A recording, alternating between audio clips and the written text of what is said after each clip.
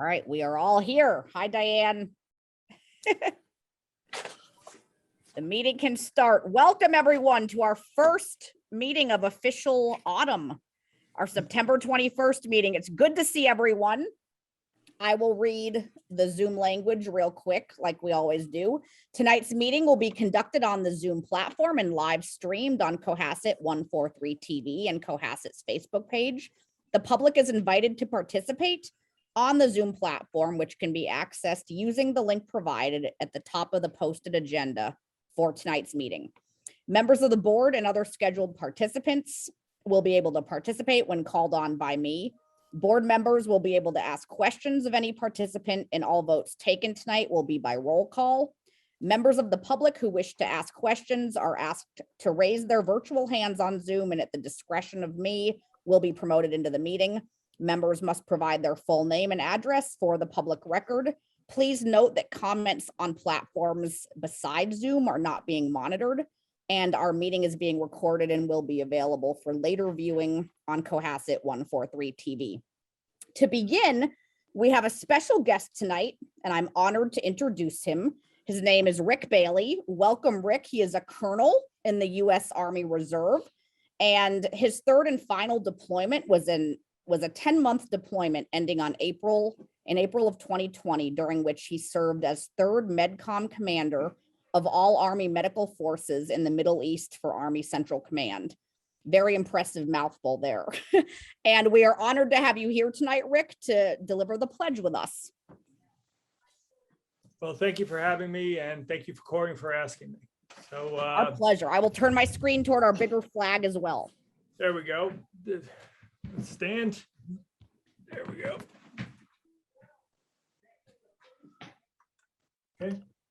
I pledge allegiance to the flag of the United States of America and to the republic which stands one nation under God, on indivisible, liberty and justice for all.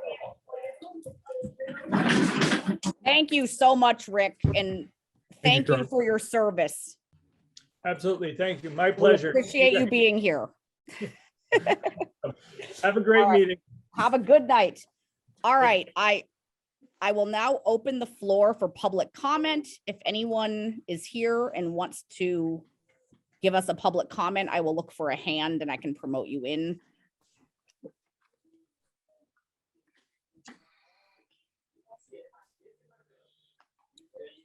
I don't see anyone. So we can move on to our first agenda item, which is redistricting for our precincts. I know this hasn't happened in a while, and I want to welcome in Jason Federico and Carol St. Pierre to give us an update on this situation. Hi, Jason and Carol. Hi. How are you doing? We are good. How are you? Good. So from what I can tell, to sum this up, Cohasset is going to need to move from 2 precincts to 3 precincts. Is that correct? Correct. Okay. Tell us, give us the explanation of why. Due to the federal census, okay, we're over 8,000 residents, and you can have no larger than 4,000 residents in a precinct. Okay. So can you two just clarify what will be the new precinct 3? Or which area of town? Precinct 3 now will be basically the majority of South Main Street. So South Main Street, from South Main Street up to 3A, and then South Main Street to the coast. The split being Beach Street on between 1 and 3, and a portion of the hillside. And I know that we can't officially vote on this tonight because I believe we are still waiting for some new language that needs to be approved through the state. That's what I've been told. Does anyone else on the board have any questions about this? Do you guys have a map by chance ready for the new precinct? I can share my screen, I think, if I'm able to.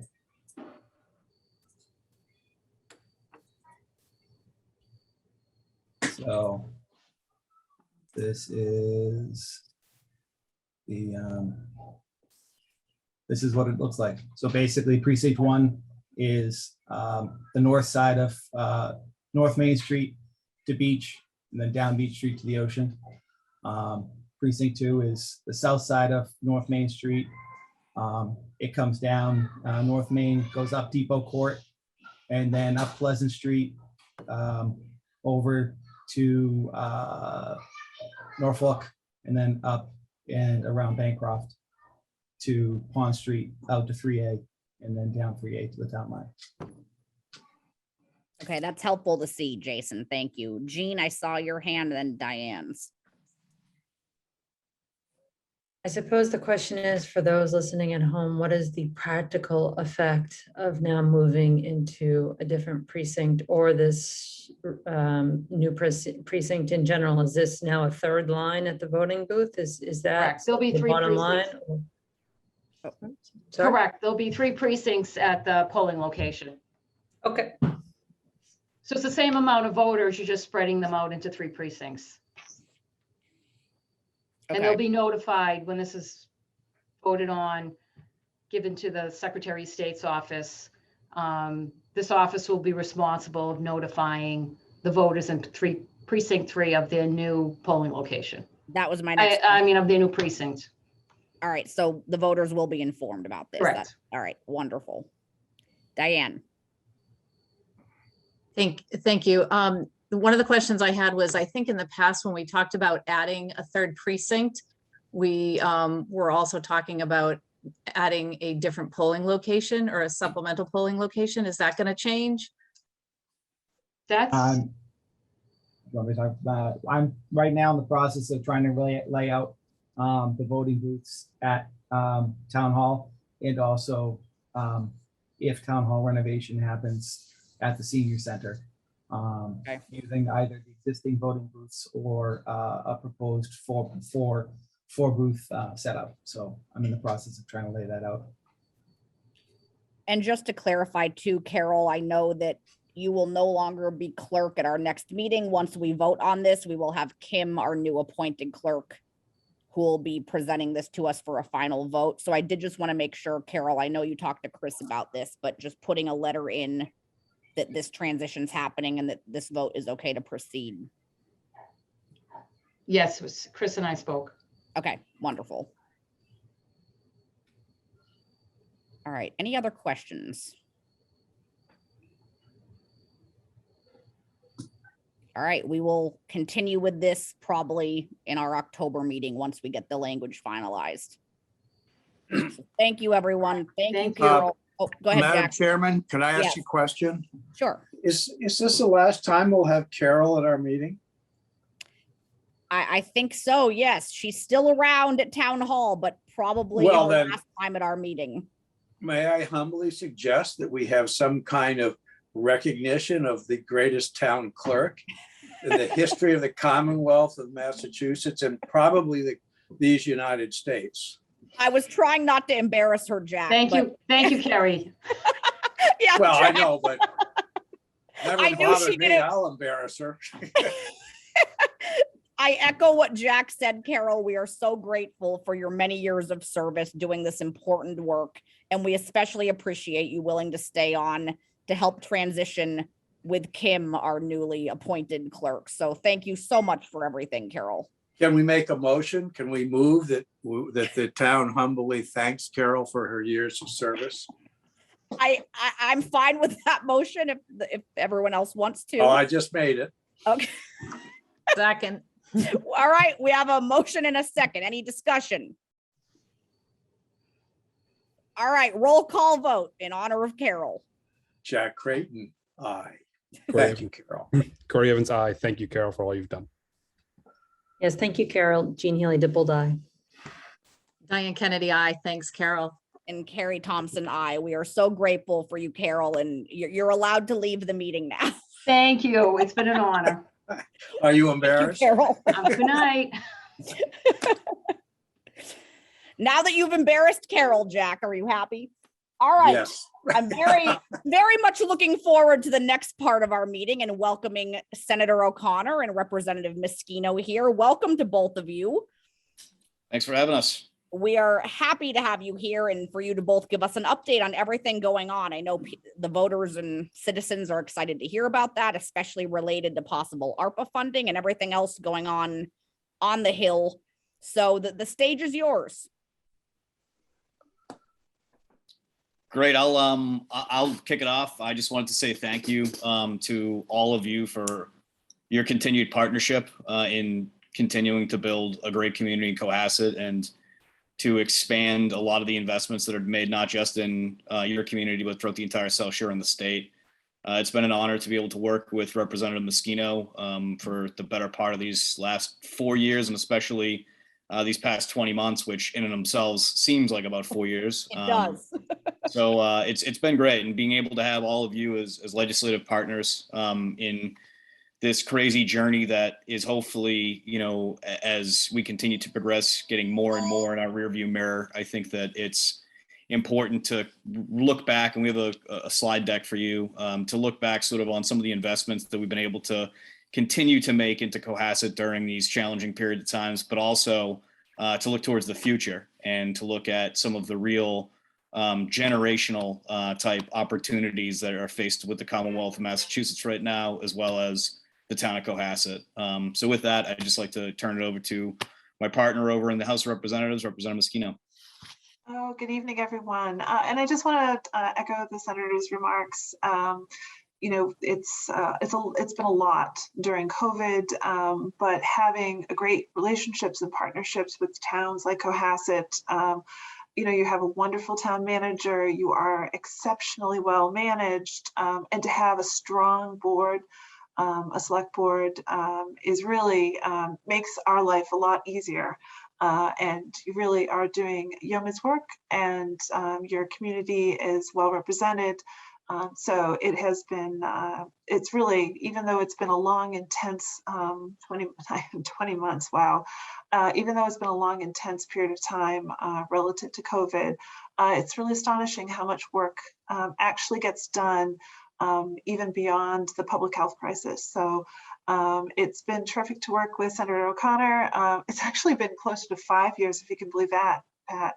But you know, the partnership we have on the Hill, you know, we're happy to do it and you know, do what we can for the community. So yeah, thank you. We do have a slide deck. I don't know if it's something you're going to share or not, but Hold on, I think we can get it shared for you. I mean, it's either way is fine. Yep, there we go. It should be coming. We just thought that it would be nice to have a few slides. So first and foremost, just to help people follow along as we're talking. And if you, and our contact information is on the front slide.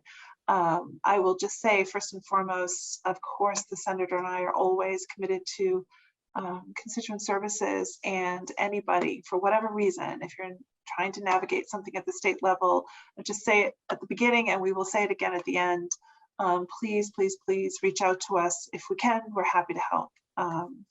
If you go to the next slide, we just wanted to talk through with you a few things, a COVID update, a recap of the FY22 budget, talk a little bit about Cohasset and the state budget, share with the public some of the state grants, which is to say all the fantastic work that you guys have been doing that we're happy to help advocate for.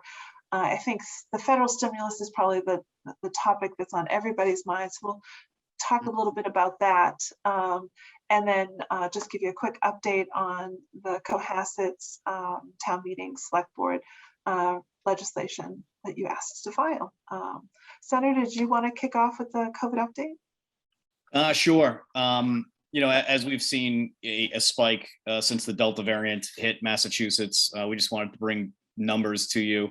And I wanted to commend the town of Cohasset because the transparency that you all show as far as the numbers go and have shown for this entire period of time has been really unique when it comes to community outreach to citizens as far as the numbers and what's happening. And I think that's very important. I think the more information people have, the better equipped people are to deal with the pandemic. So 4,364 new cases on September 19th, bringing the total to 742,667. There are currently 641 patients hospitalized with COVID-19. Of those patients, 169 of them are in the ICU, and of those 169, 108 are intubated. There were 7 new deaths reported, which tragically puts the total to 18,069 of our neighbors and residents who have succumbed to COVID-19 since the start of the pandemic.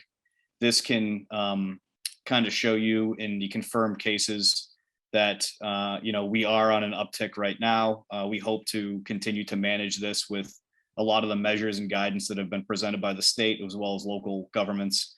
And but as you can see, the spike that we had in the end of 2020 is a lot less than this, and obviously that's due to the vaccine and the ability to have the vaccine and to administer it, and to have people who would otherwise have gotten severely sick not feel not get as sick, to only come down with mild symptoms.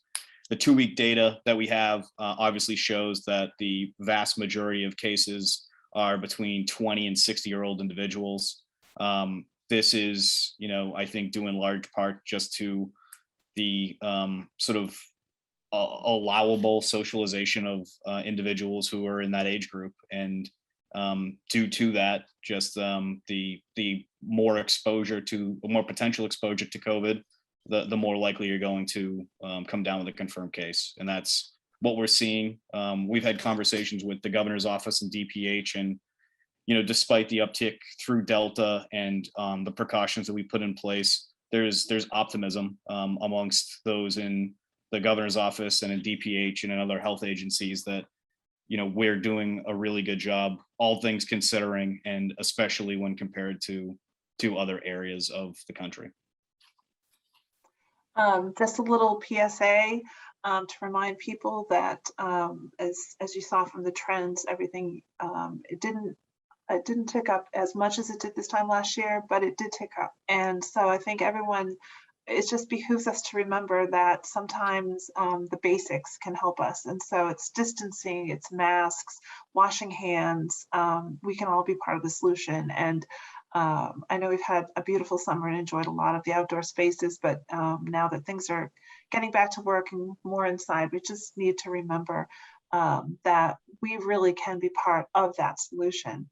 As you see from the next couple of slides, this is really about the reinfection data, and it's basically, this slide tells you it's basically at the same rates, and it's 0.5 doesn't seem significant, but it is. And people need to remember that vaccination is recommended, even if you have already had COVID. And certainly there's been a lot coming out in the news recently about immune compromised people and getting the booster shots. And I think if you go to mass.gov, you can find all of the public health information. If you need a test, if you want to get the shot, if you're interested and curious about what the research is on the booster, there's a lot of really good public health data because we have grown our body of knowledge over time. I did just want to take a moment to echo the senator's comments about cohesive transparency. I think that the job that you have done, especially with those weekly updates, just to let everyone know what was going on and that communication, I know I found it incredibly helpful in my work, and it was really wonderful to see the town step forward as a trusted resource of information. I just want to say kudos to your public health department. Really were just above and beyond the call of duty. So. We second all of that for both of you, so thank you. If you wanted to go to the next, we were going to segue to the FY22 budget recap. As you can see from the slide, we passed a $47.6 billion budget plan for FY22. This is a 3.6% growth in spending over the last budget cycle, and it included upgraded forecasting. As many of you know, the state does a great job of very conservative, but very really pretty much spot on accurate job of forecasting. And in particular with COVID and the closure of parts of the economy, it was really a work in progress along the way. But we were fortunate to see that even though some of our economic revenues and pieces of our economy obviously were closed with some pretty detrimental effects, there were other parts that were still opened and the revenues continued to come in. And so we were able to upgrade our revenue forecasts, and it was an increase of 4.2 billion over the original FY22 revenue estimates, which meant that we were able to continue to provide services without cuts. And we ended up with a $4 billion surplus, which meant that we were able to not take money. We didn't have to take money out of our stabilization fund as originally projected, and we're in fact able to put money into our stabilization fund. This becomes really important because even though we will be talking about the federal dollars and the stimulus money in the future, we do still have some concerns about how to forecast moving forward. And as the rest of the economy and people go back to work and the rest of the economy continues to open, it is still an open question. And I think the state has done a really good job of both working together between the administration and the legislature. And you will see that process start in December when we come together for our consensus revenue hearings looking ahead to the next budget cycle. There are a lot of people that are concerned about a cliff effect, and it's unclear. But I think the important thing here is that our economy continued to be strong and to weather the crisis. And of course, we'll talk more about the investments and recovery and stimulus dollars later. But we'll be continuing to work on this. So it's some good news, which is nice. And then just a couple on that. When you look at September's mid-month revenue, this came out from DOR last night. Total tax collections were $2.2 billion. That's up 580 million from the same period of time in 2020. So that's a 35.2% growth year over year. It's due mostly to increases in corporate and personal income tax. So tax estimates are coming in a lot higher than we had anticipated and that we had built our budget on, similar to last fiscal year, as Representative Moschino said, which led to a $4 billion surplus, the majority of which we're still holding on to, and also pumped up our stabilization to 5.8. And then when you compare July 1, 2020 and to September 15, 2020 to the same period a year later, we've collected $1.2 billion more in property taxes, and that equates to a 21.4% growth right now through July 1, 2020 or 2021 to September 15. A lot can change, and some of these are not the biggest revenue earning months for the Commonwealth, but the trends were on this path prior to the pandemic. They stayed on this path during the pandemic. We reduced our budget without cutting any social safety nets. I think we invested wisely with the federal stimulus money to protect people and lift people up during this pandemic. And at the end of this, as we hopefully continue to see this more and more in the rear view, it's looking like the financial health of the Commonwealth is very strong. The next slide is going to show some of the investments that we were able to make through this budget. Obviously, schools are at the top of that with the Chapter 70 funding, which is 5.5 billion, which was a pretty significant. It's a $220 million increase over the prior fiscal year. But the important piece is that we just put the Student Opportunity Act in, and we were able to fully fund this year's portion as we build that towards that. It's over 7 years that we're building towards that number where we fully fund SOA. Our commitment to municipal revenues, to municipal aid, continues to be strong. It was a $1.16 billion to our cities and towns. And I think we have a slide in a few minutes about what came to Cohasset. One of the other big topics that has been first and foremost in our minds has been early education and care, and that was an $800.9 million investment there. And then obviously, as you can read the rest, we were looking ahead towards things like the state colleges at 152 million, and then the EA for the homelessness shelters, and the family shelter system was 197, which was particularly important during COVID. There's a few things we thought you might be on the next slide that we thought Cohasset might be particularly interested in. Yeah, and those are the 3.6 million for the Community Compact Grant Program that's run by the Lieutenant Governor, where she goes around to communities that have entered into that Community Compact with the state to provide grants. 4.8 million for public safety staffing grants managed by EOPS. 3 million in technical assistance that will be provided to the communities, as well as 15 million in additional grants to local boards of health as we continue to reimagine that space post-pandemic. And as I said, we continue to have a strong commitment to municipal aid, and here are the numbers for Chapter 70 and local aid to Cohasset. So you can see it's it's a continued growth over time, and including a 2% growth in Chapter 70 and a 4.4% growth in municipal aid. So the commitment to Cohasset continues to be strong. And then just on specific earmarks that both Representative Moschino and I were able to secure inside the budget, South Shore SNAP, which provides athletic partnerships to individuals with disabilities from all across the South Shore. We were able to support their mission with $40,000. And a lot of what we focused on were organizations that were hit specifically hard through their fundraising operations because of the limitations with COVID. South Shore Peer Recovery, which is based in Scituate, but again, has its reach all throughout the South Shore to help individuals struggling with substance use disorder, as well as those in recovery. We're able to provide $50,000 for them. And then one of the things that we've really tried to focus and invest on is to continue to create a marine and strengthen the marine trades in the Commonwealth.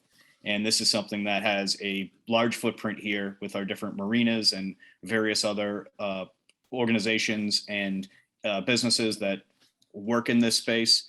And so $150,000 for workforce development. The biggest thing that we hear from those in the marine trades is the same thing we hear from far too many businesses. Their biggest problem and challenge that they have right now is being able to find good qualified help to continue to grow their business. And so this hopefully will help with workforce development, and through our career and technical education components, we hope to really continue to strengthen that industry. And of course, on the next slide, we had to give a shout out to the Housing Authority and to Kate's House. I know we've talked about this one a lot, but it was really nice to be on site and present when they did the ribbon cutting. So we just wanted to put that up there again and remind people that that was actually $180,000 that was secured through the state. And actually, Senator O'Connor led on this one. So we're very grateful to him and immensely proud of what the Housing Authority put together. It was that was a great moment. Yes. And then just through the different organizations, and this has been a real focus of the Baker administration, has been to prompt all of our state organizations to try and find ways to get as much taxpayer dollar back into the communities as possible. And so through Mass Cultural Council, you can see $13,900 to the South Shore Arts Center, $5,000 to the Cultural Council, and $250,000 to South Shore Playhouse Associates. Through the Housing and Economic Development, $85,000 for a regional pilot grant program. Through EOPS, $9,700 for firefighter safety equipment. Through EEC, $442,000 to South Shore Community Action through the Head Start program. Through EOEEA, $31,000 and change to Holly Hill Farm, and $243,000 to Mulaney's Fish Market through the Food Security Infrastructure Grant Program, which we just re-upped again earlier last week for $15 million more. And Holly Hill Farm, I know, has reached out to both Representative Moschino and myself, and they have more applications to file. So this is going to be great. I think more investment is going to come to the South Shore through that. And then just recently, last week, we announced for the Parker Ave boat ramp construction, $801,000 from the Seaport Economic Council. So as you can see, a busy year, despite COVID and everything else, that a lot of projects that were on the books and a lot of organizations that do a lot of great work in the community still were supported through the state budget, and to continue the great work that they do in Cohasset and beyond. And this is really kudos to the town itself. You know, we're happy to get in there and advocate for you, but it really speaks to the level of grant writing and the community engagement in seeking all of these kinds of things and all this planning. So kudos to Cohasset. So we just wanted to walk through some of the federal stimulus, just to give you a quick overview and talk a little bit about some of the recipients and sort of what the planning and sort of thinking is next. Just to refresh everyone's recollection, I mean, I know we've talked about this in the past. You know, it was the CARES Act, that initial stimulus investment was $2.2 trillion package, and that was the PPP, that was economic impact payments, that was the extra payment that people got to qualified individuals, you know, EIDL, lots of relief funds for healthcare providers, coronavirus relief fund for state and local governments as well. And so, you know, I know you all know that piece of it pretty well. The American Rescue Plan Act of 2021, which we are all referring to as ARPA, is a $1.9 trillion for the continued response and recovery. And it was a total award to Massachusetts of $113 billion. I know we've talked about a lot of this, and you know, we've worked hard to bring a lot of that money directly to the communities, and certainly in the states. And I just wanted to sort of remind everybody that, you know, when we were feeling our way through it, you know, a lot of you reached out, and you know, the senator and I met closely with some of the businesses, the local businesses, some of the NGOs, and really trying to bring some of the other sort of tangential benefits, like, you know, SBA guidance and SBA loans and all of these different things, connecting our chambers of commerce. So there was a tremendous amount of work last year that arose out of this, and I think it was, as we were talking about earlier, was all to great benefit. So we just wanted to give you a quick recap and talk a little bit more about some of the recipients. Yeah, so as this goes, as Representative Moschino had said, $113 billion to the Commonwealth from the federal government. This breaks down $110 billion of it in different pockets. Business and individuals, public entities, which I want to, Select Member Evans played a great role in being able to really utilize a lot of these funds to save the ferry service to the South Shore, as well as to make sure that the commuter rail, the Greenbush commuter rail, wasn't scaled back. So we were lucky to get a lot of these funds. People, individuals, families, businesses were saved with a lot of the investment that was made from the federal government, our local transportation, just for an example. So, you know, as you can see, there was a lot of supports to businesses, to individuals, to public entities. And then when you look at the Commonwealth agencies, I really consider that the social safety nets that we all appreciate and are why we're involved in government in the first place.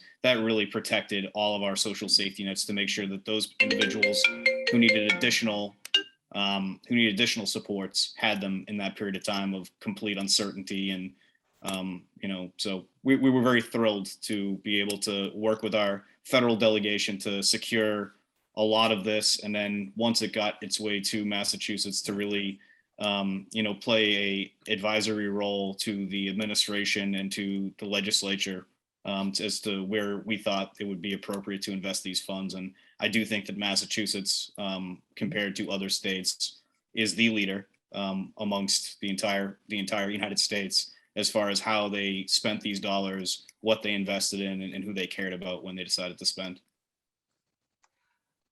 So as you've all been aware, there is 5.1, I thought it was 5.4, but 5.1 billion in our ARPA monies that's left to spend, that has come from the federal government to the state.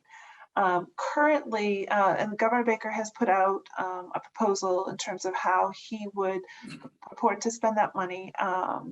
And the legislature, the Mass legislature, is now currently engaged in a series of public hearings looking at taking up each subject matter, sort of say a tranche of how you might spend that money. And it's across the board: housing, I saw the one on climate, I think tomorrow is education. And so they're just going through all the different buckets and how you might spend this money. And they're really opening it up to public comment to really listen and hear about how we might purport to spend that and allocate that remaining dollars. The overarching theme is how we might invest that to really stimulate our economy, and it's, as I said, across the board. The money we have until 2024 to allocate the money, and then I think it's until 2026 to spend it. So that conversation is happening right now at the legislature, and it's actually exciting to think about. I think the senator said at the beginning, it's a once in a generation, transformational amount of money to invest in our economy, and the state is thinking very thoughtfully about how best to use that.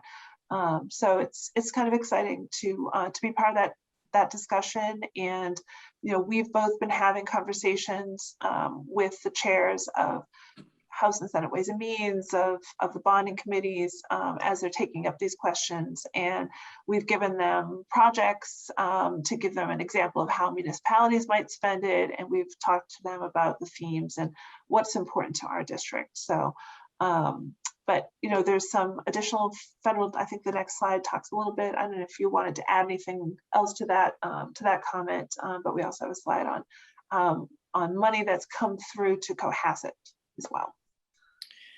Yeah, and this, really shows the direct supports to the public education of school children in Cohasset.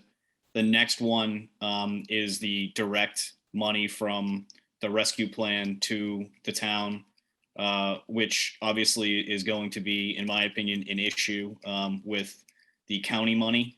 We're having a briefing, I believe it's next week, to try and figure out what specifically is going to happen here. Plymouth County took the CARES Act money. They were the only county that did, and dispersed it. There's been, success in the system that they had.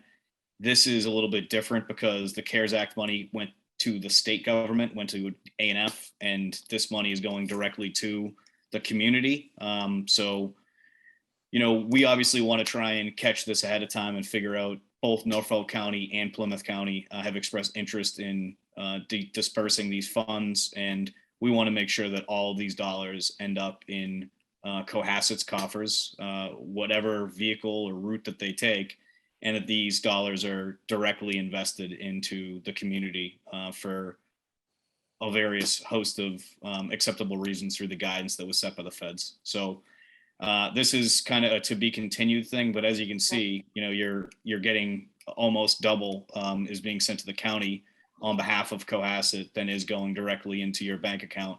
And so in my circumstance, in the 8 communities that I represent, this is happening more frequently than it's not. And in the largest community I represent, Weymouth, it's to the tune, I believe, $11 million that's being sent to the county. So there's real dollars at play here, and we have good relationships with our partners over in county government. We just want to make sure that whatever happens, that all of our communities are kept whole at the end of this, and that my viewpoint is that the county should be used as a pass-through, and that these monies should be directly sent back to the communities. But I don't know if that's going to be the case, to be perfectly honest with you. Just to mention, obviously Cohasset is Norfolk County, and it was Plymouth County that kept the first tranche of money. And by and large, it was essentially a pass through. So I don't want you to stress as select board members, because we will be able to weigh in and have those conversations. And it did work out well at the beginning, and we'll see how it unfolds as we move on. And then the last bit of money from the feds, when we talked about the money before payroll protection program to businesses located in Cohasset, was $14 million. And then the Mass Growth and Capital Corporations, which offered grants, and it was the largest state-run small business grant program in the entire country, $1.185 million came to the town of Cohasset. And that was, I believe, maxed out at $50,000. So a lot of businesses, both through the federal and state grant program and loan programs, were positively impacted by the investment that both of the state and feds have made into making sure that people were able to keep their jobs and the businesses were able to keep their doors open. And last but certainly not least, we just wanted to let you know that Senator O'Connor filed bill to change Board of Selectmen to Select Board, and it had its hearing on the 14th. We both submitted testimony, and we will now await action by the Municipalities Committee. A lot of towns have taken a similar step, so I'm sure I have every reason to think we'll see this soon, and we'll certainly shepherd it through to conclusion for you. Yay, that's exciting. So I'll just say it again, that was the last slide that had our contact information on it. Constituent services, please, if you think there's something that we can help you with, really, please just email or call either of our offices. We're here to help you navigate any of the state benefits, whether it's health insurance or housing or food or unemployment insurance, whatever it is. Just, give us a ring. We will certainly help you if we can. Thank you both so much. That was really substantive and quite refreshing, actually. It was nice to have such good news after such a rough couple years, and you both answered most of my questions. I know my biggest concern was dealing with the county issues with the funds, and it calms me a little bit knowing you two are there fighting for us in Norfolk County. I think I think we're going to have progress with that, but I see a few other hands up from board members, so I will let them start. Jack, your hand was first. Oh, thank you. Now, one question.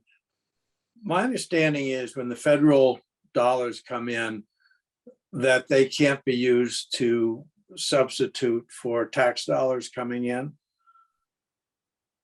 Is that correct for either of you? That's correct. It's not meant to be revenue replacement. It's meant to be about investments in projects or what have you. It's meant to be stimulus dollars. It's not meant to be revenue replacement. Right. So we now have. Well, I was just going to say, and I just wanted to point out that the FY22 budget actually does it. That is all state revenues. That is not. We did not use any of those one-time dollars for revenue replacement in this coming budget, or so just to be, just it's the same thing for the state and for the municipalities. Yeah, I just wanted to clarify that. My real point, well, and we have 5.1 left to spend on non-revenue, but we also have a tremendous amount of surplus revenue in the state coffers that is not coming from this. And the question a lot of people are starting to ask is, through all of this, if the tax revenue keeps going higher, how come we're not getting a tax cut? I can answer that somewhat. So when I took over, the income tax rate has gone down since the first budget that I worked on, and that was in statute from the ballot question, and it was a constant decline. One of the slides that we had on here, our stabilization in 2015, just a year before both of us were able to get into office, was just over $1 billion. We've been able to grow that to $5.8 billion in the next deposit. Mm-hmm. And when you talk about it, you're right. We have a $4 billion surplus. We have $5.8 billion in stabilization. We have $5.1 billion in one-time investments that we can make into the state. We're still not entirely there as far as what economists would want you to be when it comes to the possibility of some sort of economic downturn in our economy. But the governor also proposed a potential sales tax holiday for multiple months. And, he didn't just do it as a gimmick. When I heard him speak about this, he basically said, there's no way to capture every single individual and give a tax cut to every single individual in the entire state except through the sales tax, because there would obviously be income limitations if we were to give out a stimulus on an individualized or family basis. And there's other circumstances that come into play when you look at any other way to potentially give a tax cut other than through the sales tax. And so, you know, they're looking at this. It's not something that they're they're just kind of ignoring. This has been something that has been discussed and brought up. And, you know, where we're at right now, I think, is that we're coming out of this a lot stronger than we thought we would. We're not out of the woods at all. There are investments that we still have to make. The Student Opportunity Act, which is going to be, in my opinion, one of the greatest pieces of equity policy that's ever been introduced in the entire United States of America, to invest into every child's school district the money that they need, especially in those areas that are economically disadvantaged. There's a lot of really pricey things that we're doing, but I think that the impact and the outcome of those things that we're investing in, and those things we have invested in over the past 30, 40 years, we're actually seeing that come to fruition now with our strength in industry, with our strength in education and healthcare and financial services. You know, you go down the whole gamut. Massachusetts is a pretty well-positioned place in so many different areas that other states will be lucky if they had one of those industries. And so I know this is more of an elongated answer than you wanted, but you know, we are looking at it. We have reduced the income tax since I've been in office, and you know, we're shepherding in a policy, in my opinion, of tremendous growth that we've seen through tremendous investment that have been made over decades, and now we're ushering in the new era of those investments through various different things, and most importantly, the Student Opportunity Act. Are we yet to where the referendum rolled back the previous emergency tax increase? Are we to where the referendum had asked us to be? Or are we still above that? No, I think we're 5 even now. Are we? Yeah. And before it was, you know, it would continuously go down and there was pushback. But I think when I got in there, it was like 5.3 or 5.25.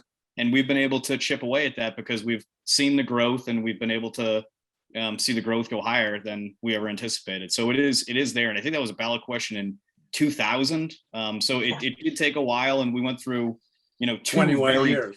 Yeah, two very turbulent economies, you know, that we faced, one which almost collapsed the country. So, you know, to all things considering where we're at right now, I think that, you know, we're in very good financial footing. The economy's strong. Now's the time to double down on these investments and continue to build, you know, this great society that we all want to see in Massachusetts and in all the communities, especially a community like Cohasset.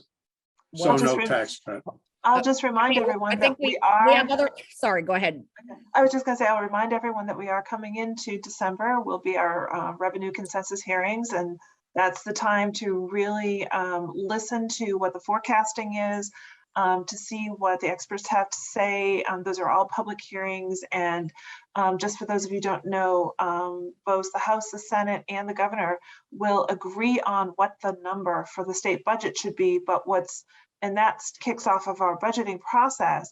But it's very interesting to hear what they have to say and how they're forecasting and where it's coming from. And to the senator's point, you know, we have had some really good news, and we have been able to make those commitments, but there are some pretty significant parts of our economy, tourism, the arts and culture. I mean, there's hospitality that have not even come close to beginning to recovering, and that's going to require a lot of thoughtful work. And I do think that we should be very mindful that we're enjoying good news, but we have to be cautious, and we have to make sure that we have the revenues we need to make the investments in people and business and in our communities. So No, I just you're wanted right. to add that. There are a lot of still businesses and industries that are still struggling, and you're right. We have to be mindful of that. All right. Everyone else in the board also has their hands up. I think Diane was next, then Corey, then Jean. Quick statement, quick question.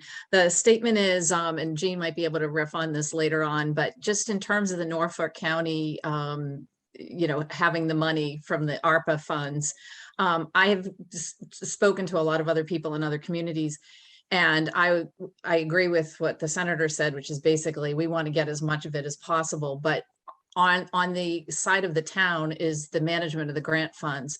And my understanding is there's some significant reporting work that's needed. And I think to some degree, if there's some kind of economy of scale by the communities within Norfolk County sharing some kind of a consultant to help with reporting, et cetera, that might be, and I'm sure Norfolk County is going to use this as their argument for, being the people to hold on to the money. But obviously we want as much of it as possible. But on this end, in terms of reporting, we need to make sure we can, manage that appropriately.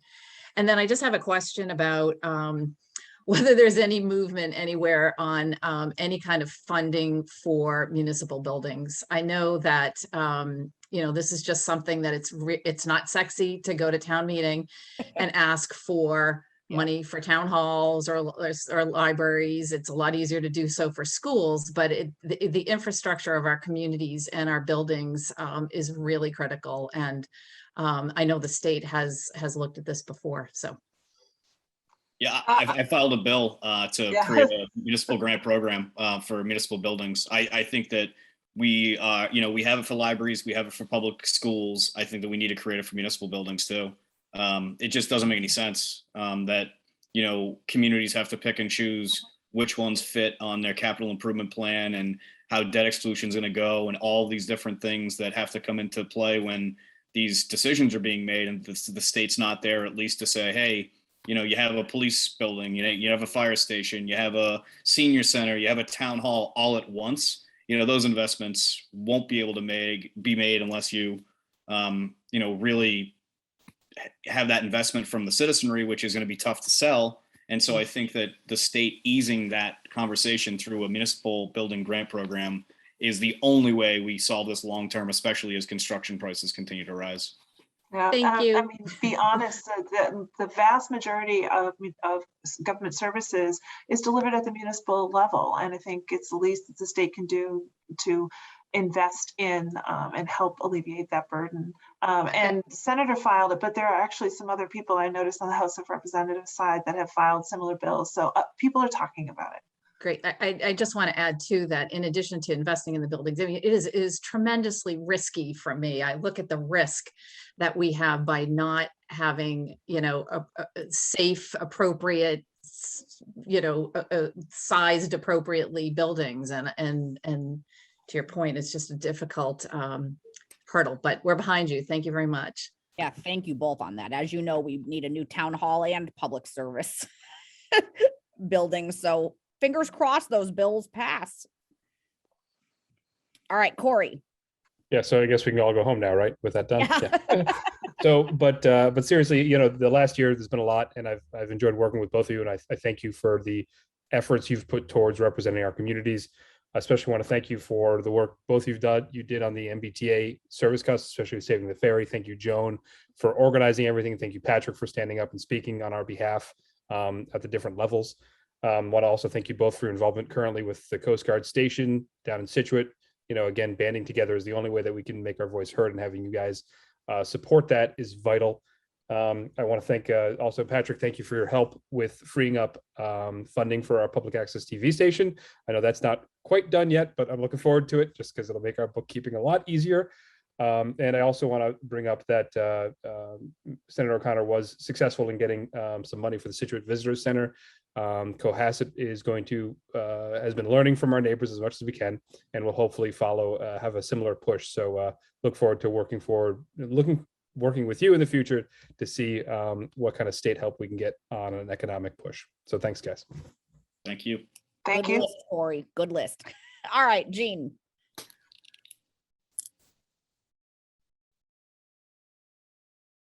Well, I go last, so everyone has already said everything that I intend to say, but I did want to reiterate my thanks to both of you for welcoming me into the local government process, which you have done in your own individual ways, and I appreciate that.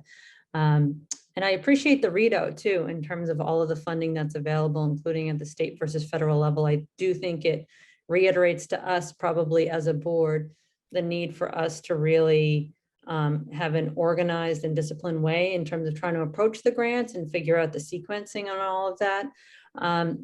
So I have one question. I have two questions for you.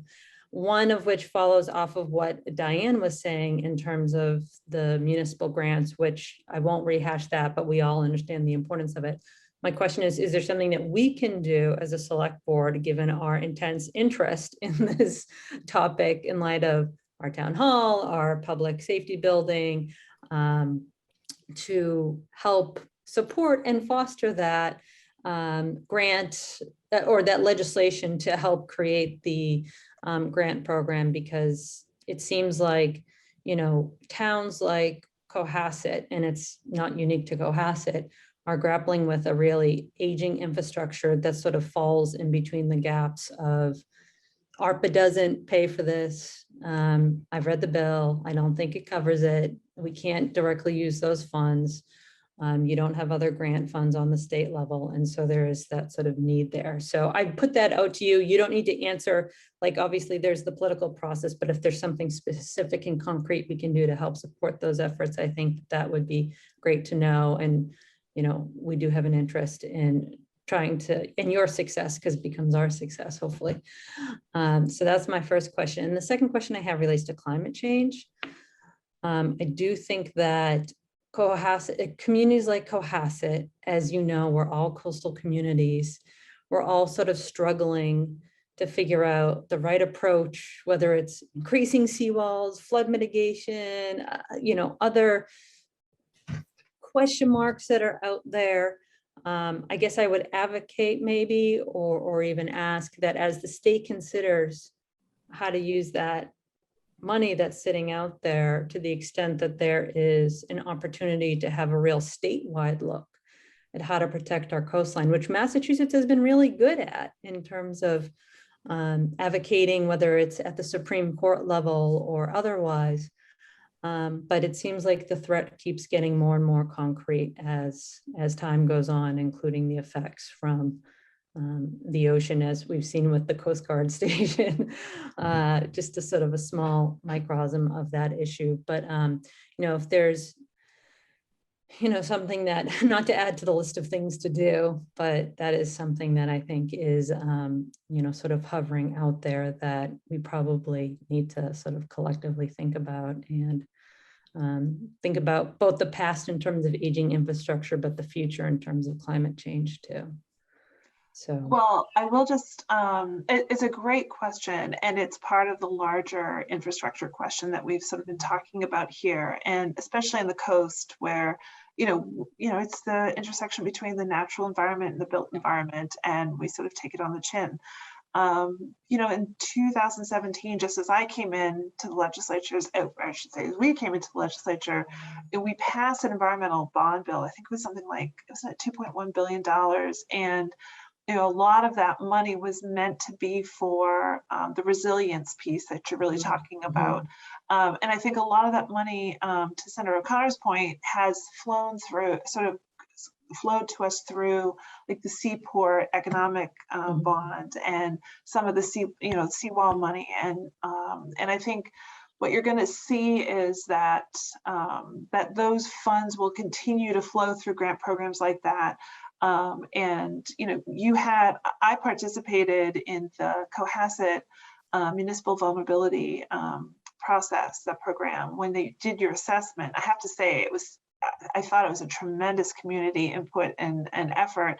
They really identified a lot of the pieces that, you know, were both assets and liabilities, and the work you've been doing, I think, has really flowed from that. And you'll continue to see a lot of the investments that the state will make through like the Green Communities Act and places like that to really try to get the money sort of from the state sort of through to the municipalities and let you invest where, you know, you need to know it's the best and most effective. So I think you're going to see those kinds of programs continue.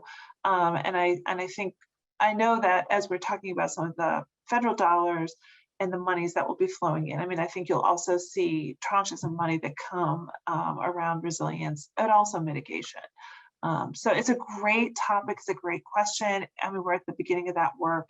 And I think our communities I would just encourage our communities to think about this, not just individually, but also regionally in terms of a lot of the solutions and the supports that we give to each other. So it's a point well taken. And I think it's, you know, that first big bond bill that was really focused on climate. And I think you will continue to see things like that. We were just with Speaker Mariano organized a tour of Block Island wind farm. It's the 5 wind turbines. And some of his remarks were really around investing in wind, but also investing in grid modification. So I think you're going to see some other bills in other ways coming. So not just seawalls and things like that, but a lot of the stormwater and drainage and things like that, and a lot of monies like that. So it's a pretty wholesale effort. It's a lot of work, but I think Cohasset's really kind of on the front lines of it, and I think you've been doing some great work, and you've really availed yourselves of a lot of this money. So I'm sure, I feel like that's something that will continue. It's a theme that we hear, and it's a theme that we'll continue to advocate for to make those kinds of grants available to you. And if I could just add one more thing onto that, the governor, I think, kind of showed his hand when he filed a bill that would spend about 2.8 billion of the federal stimulus. And he filed it in basically saying he thinks that these are the things that are all agreeable upon the House, the Senate, and the governor's office. The legislature, rightfully so, in my opinion, decided to go the route of public hearings and talk subject by subject matter and make those investments after. But in that 2.8 billion, which is basically housing, infrastructure, economic development, workforce development, et cetera, there was $300 million specifically of the 2.8 billion. 300 million was specifically for environmental infrastructure. So he sees, we all see the need for it. And I think it is going to be one of those consensus points. It's just how much money is going to be directly invested into environmental infrastructure. But I think it's going to be significant. And I do agree with Representative Moschino that when it comes out, it's not going to come out in direct projects. I think it's going to come out through grants. Yeah, thank you both. That was a very substantive answer, and obviously to be continued. We so appreciate your willingness to come. I know we've gone a little past the time we said, but this was a really substantive discussion, and hopefully we can have you back in the near future for an update on all these things. Anytime, just let us know. We appreciate all the work you're doing. Yep. Thank you both. You bet. We're lucky to have you as a team fighting for us. Thanks, everybody. Have a good night. Good night. Have a good night. All right, that was a great update from both of them. Moving on, a couple board and committee announcements and one appointment. So unfortunately, Alethea Henry has been given a new job in DC and has to resign from the school facilities committee. I wanted to tee that conversation up with all of you. We had several interviews and applicants that I think maybe could be a good fit to fill her position. So I wanted to ask the board if you all wanted to just go look at your notes from the interviews again. We do need to get someone else appointed to this committee, hopefully in October. So if everyone can go check their notes, I can start reaching out maybe to a couple of our choices on there to see if they're still interested. We had a really good group of applicants for that committee. So I think that we have a good shot of getting one of them to come back on, but wanted to just let the board know that we should be working on that. Sound good? Okay. All right. And then one appointment tonight for Open Space and Rec Liaison to MPIC. We have Marissa Manley. So I would like to entertain a motion for Marissa. I'll move that we appoint Marissa Manley as the Open Space and Recreation Liaison to the Master Plan Implementation Committee. Do we have a second? I'd second. All right. Any discussion? Roll call vote, starting with Jack. Jack Creighton, aye. Corey Evans, aye. Jean Haley Dippledy. Diane Kennedy, aye. Carrie Thompson, aye. Congratulations, Marissa. Thank you for doing that. All right. Next on the list is licenses and permits. We do have an update on Mr. Dooley's. So the official update there is that they have surrendered their license and that license is now available. And I know that's exciting for a lot of us who have missed being able to go to that spot to have food and drinks. So I know the word is now out, but let everyone know that that license has been surrendered and we can move along with that space. Yes, Jean. So just a quick clarifying question. So does that mean that the license is available for that particular space. So you could have someone, lease the space, make the proposal in order to seek the license, but it would have to be for that particular premises. It couldn't be for like another premises, or could I- they? I'm I just not actually- sure. I'm asking. Chris, Chris, I'll let Chris answer that. Good question. No, the license is not tied to the location. It was kind of tied there until I released it. Now That's they've the problem. Yep. go anywhere that's legal that the board finds suitable. But I know a lot of us would like to see something back in that space as well. But yes, if there's another license applicant for a different space, we obviously will entertain that too. Diane. I just, that's what I wanted to clarify. It is, the license is for an all alcohol Yes. pub and tavern or whatever the specific is. So it could be anywhere. So. Yeah, so the issues are separate. The Dooley's location is open and the license is also available. They don't have to be tied to each other. Any other questions on that? Okay.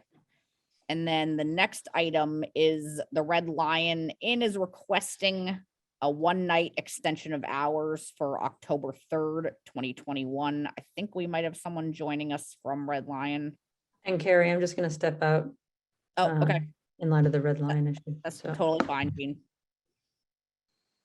Hold on, checking if we have someone coming from the Red Lion. Yep, Tony.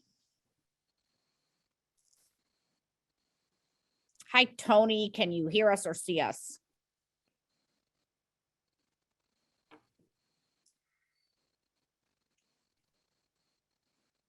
Hi. Hi. How are Can you? I'm doing great. Can you hear me? Yes, we can hear you. Great. So on Sunday, October 3rd, we do have a wedding. And they will start with ceremony, then they have a cocktail hour, then they have a dinner in the barn from 4 to 10.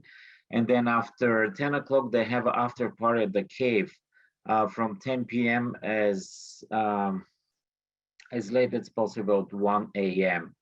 We're expecting about 30 to 35 guests. Okay. That's all. So in that quote unquote after party would just be for the cave. Just for the cave, nothing else. Yeah, after their wedding dinner, about 30 guests, they want to get some drinks in the cave. Okay. Yeah, I saw that on the application. Diane. I just have a question about what the regular license is on the property in terms of the hours for Sunday nights. I think it's until midnight. Yeah, I was gonna guess midnight. Yeah, pretty much we asking for 1 hour extension. Okay. I mean, because it's indoors and fairly contained, I'm personally okay with it, but Corey, Jack, what do you think? Yeah, Corey. Yeah, always the voice of negativity over here. I just, and I just want to, this board decided on a certain set of hours, and I'm not saying in particular that I have any problem with this specific thing. However, I do feel a little bit of discomfort with the idea that, application, something's already been scheduled, and now it's kind of up to us to say, well, okay, then. When we did set, hours in discussion earlier, for some good reasons. So I just say that because, I got nothing against this time, and special circumstances, I understand. Right. But I'm a little bit sensitive to this being a pattern. Diane? So, Oh, go ahead, Tony. Go ahead. no, that's fine. That's okay. I'm sorry. Diana, go ahead. No, I just wanted to comment on that too, and I to some degree agree. And one of the issues was at the time of them coming to look for kind of blanket hours to cover some of these special circumstances, the board decided to ask them to make specific requests. So, Mhm.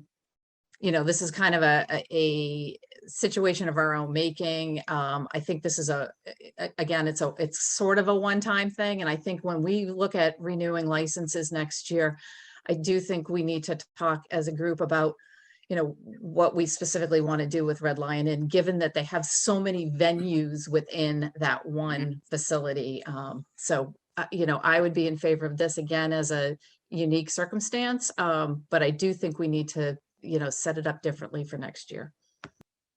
Okay, thank you. Jack? Again, I kind of echo what Corey has to say, that the board's made that decision.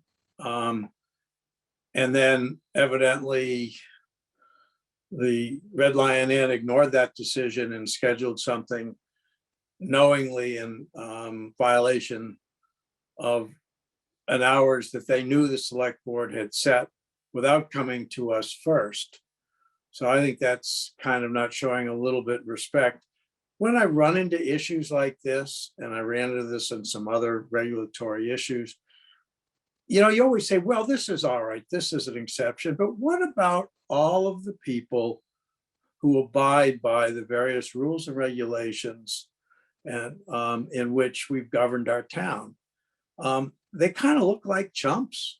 They followed the rules. So I just really think if they'd come to us beforehand, but and after the fact, and then, talking about how we have to because it would be inconvenient, it was a problem of their own making. And I'm not opposed to that venue, but I do think that over the years, it has been very, very, very clear that Cohasset really does not want to be a late night partying and drinking spot. Town doesn't want that. And I think that as representatives of the town, that we need to respect that. So I just think it'd be an affront to the rest of the town for us to just say, well, it's okay. So I would vote against it.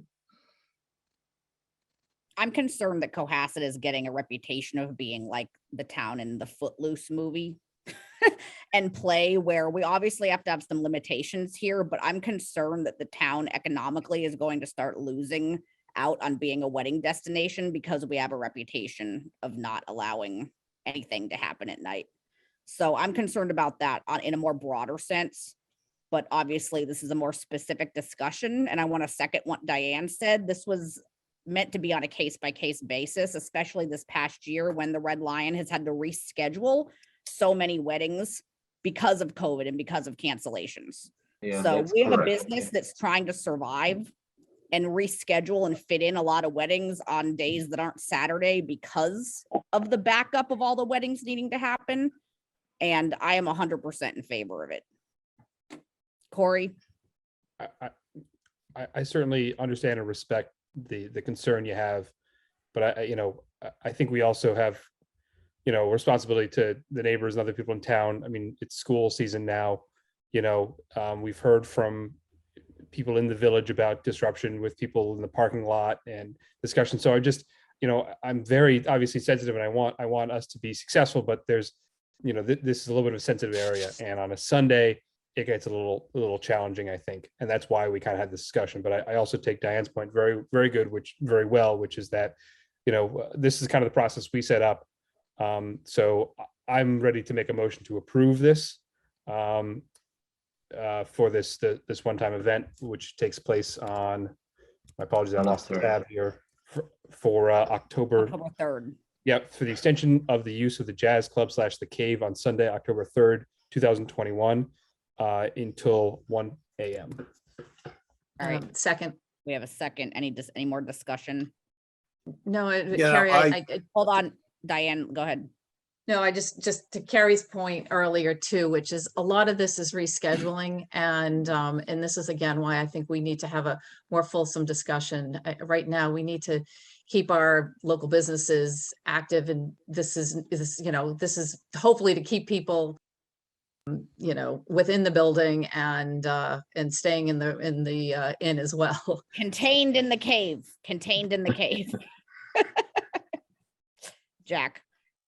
We still haven't addressed the fundamental question that they knowingly scheduled something, knowing that it was in violation. And while we did anticipate some times when we might consider it, what we very clearly said is come to us first and we might consider it. So they've come to us after they've already done this and they're pleading whatever they're pleading. So I think it's a very poor way to operate things. And I think we're really doing a disservice. And we may, of course, we want to take care of the Red Lion Inn, and we've been very generous to the Red Lion Inn. In this case, I think we have to say, please respect what we asked you to do earlier. Thank Jack, you. they scheduled the wedding. They didn't schedule this after party. They're asking Correct. special for permission for this after party. So they didn't schedule it something without our permission. They scheduled the wedding event. And now they're asking to extend that event for 1 hour in the cave. I'm still opposed. I understand, but your point is incorrect. Andrew? Thank you all for your consideration of this matter. I'm one of the owners of Cohasset Hospitality Partners, and I did just want to clarify that point. And Carrie, thank you very much for stating that.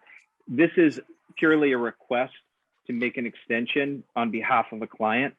This has not been confirmed with the client, and we knew that we would have to make this application before the board before we approved it with them.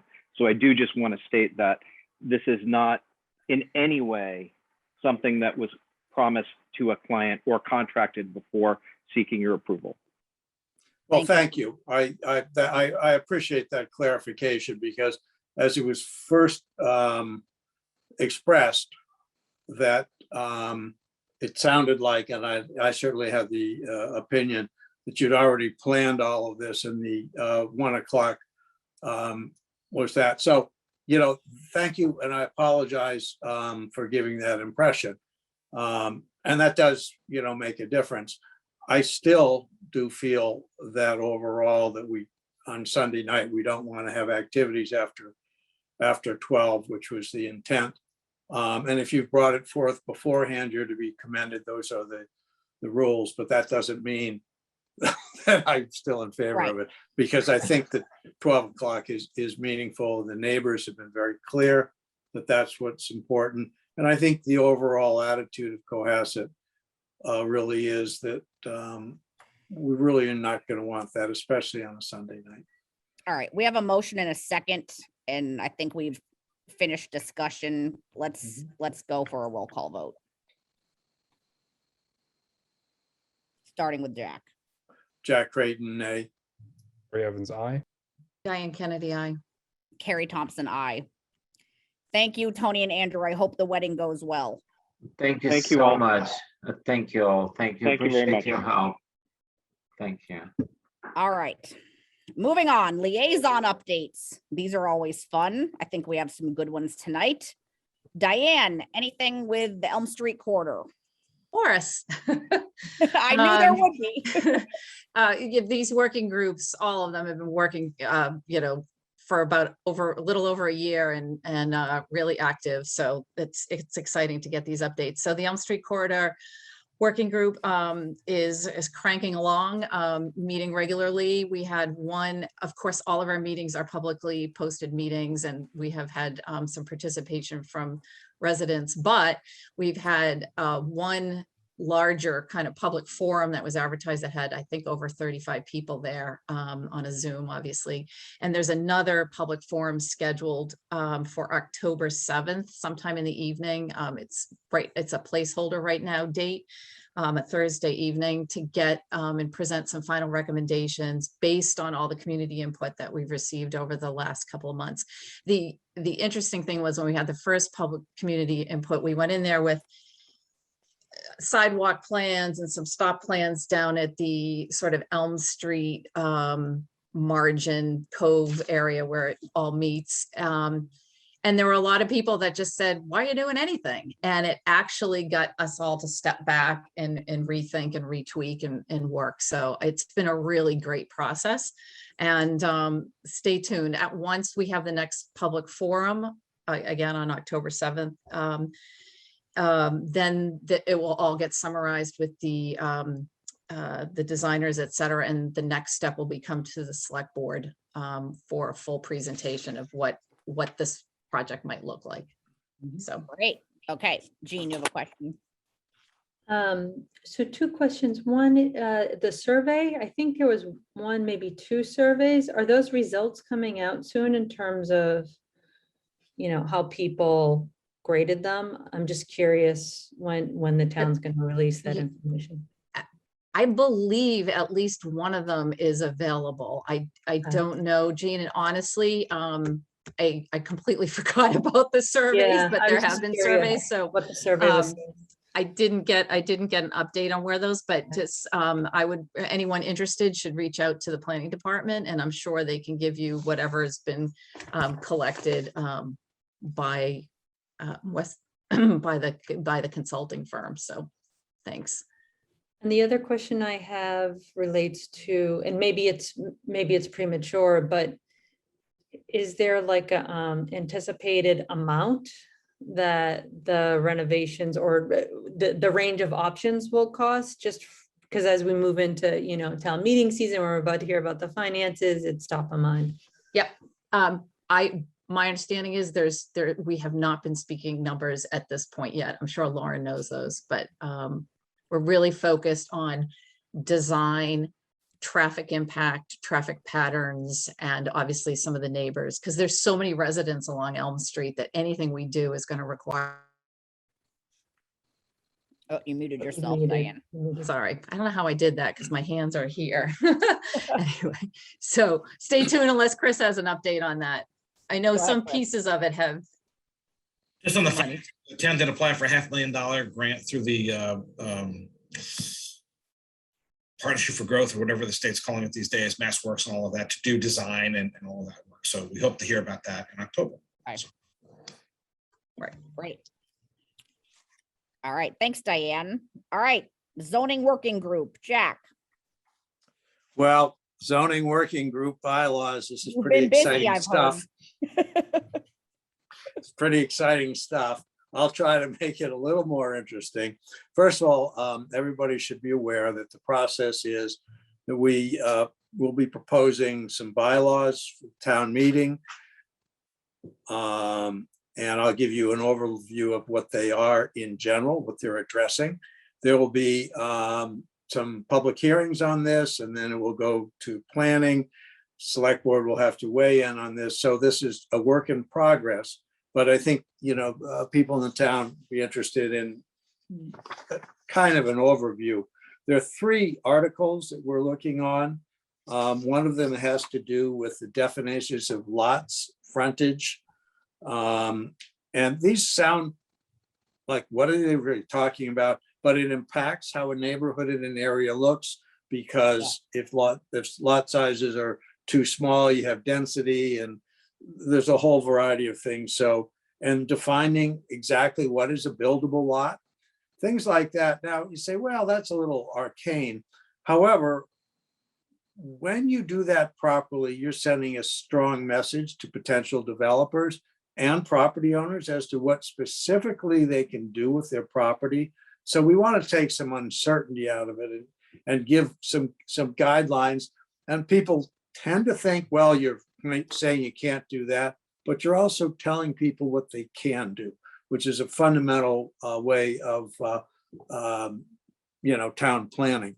So we're also looking, whether we wish to incorporate the ledge, exposed ledge.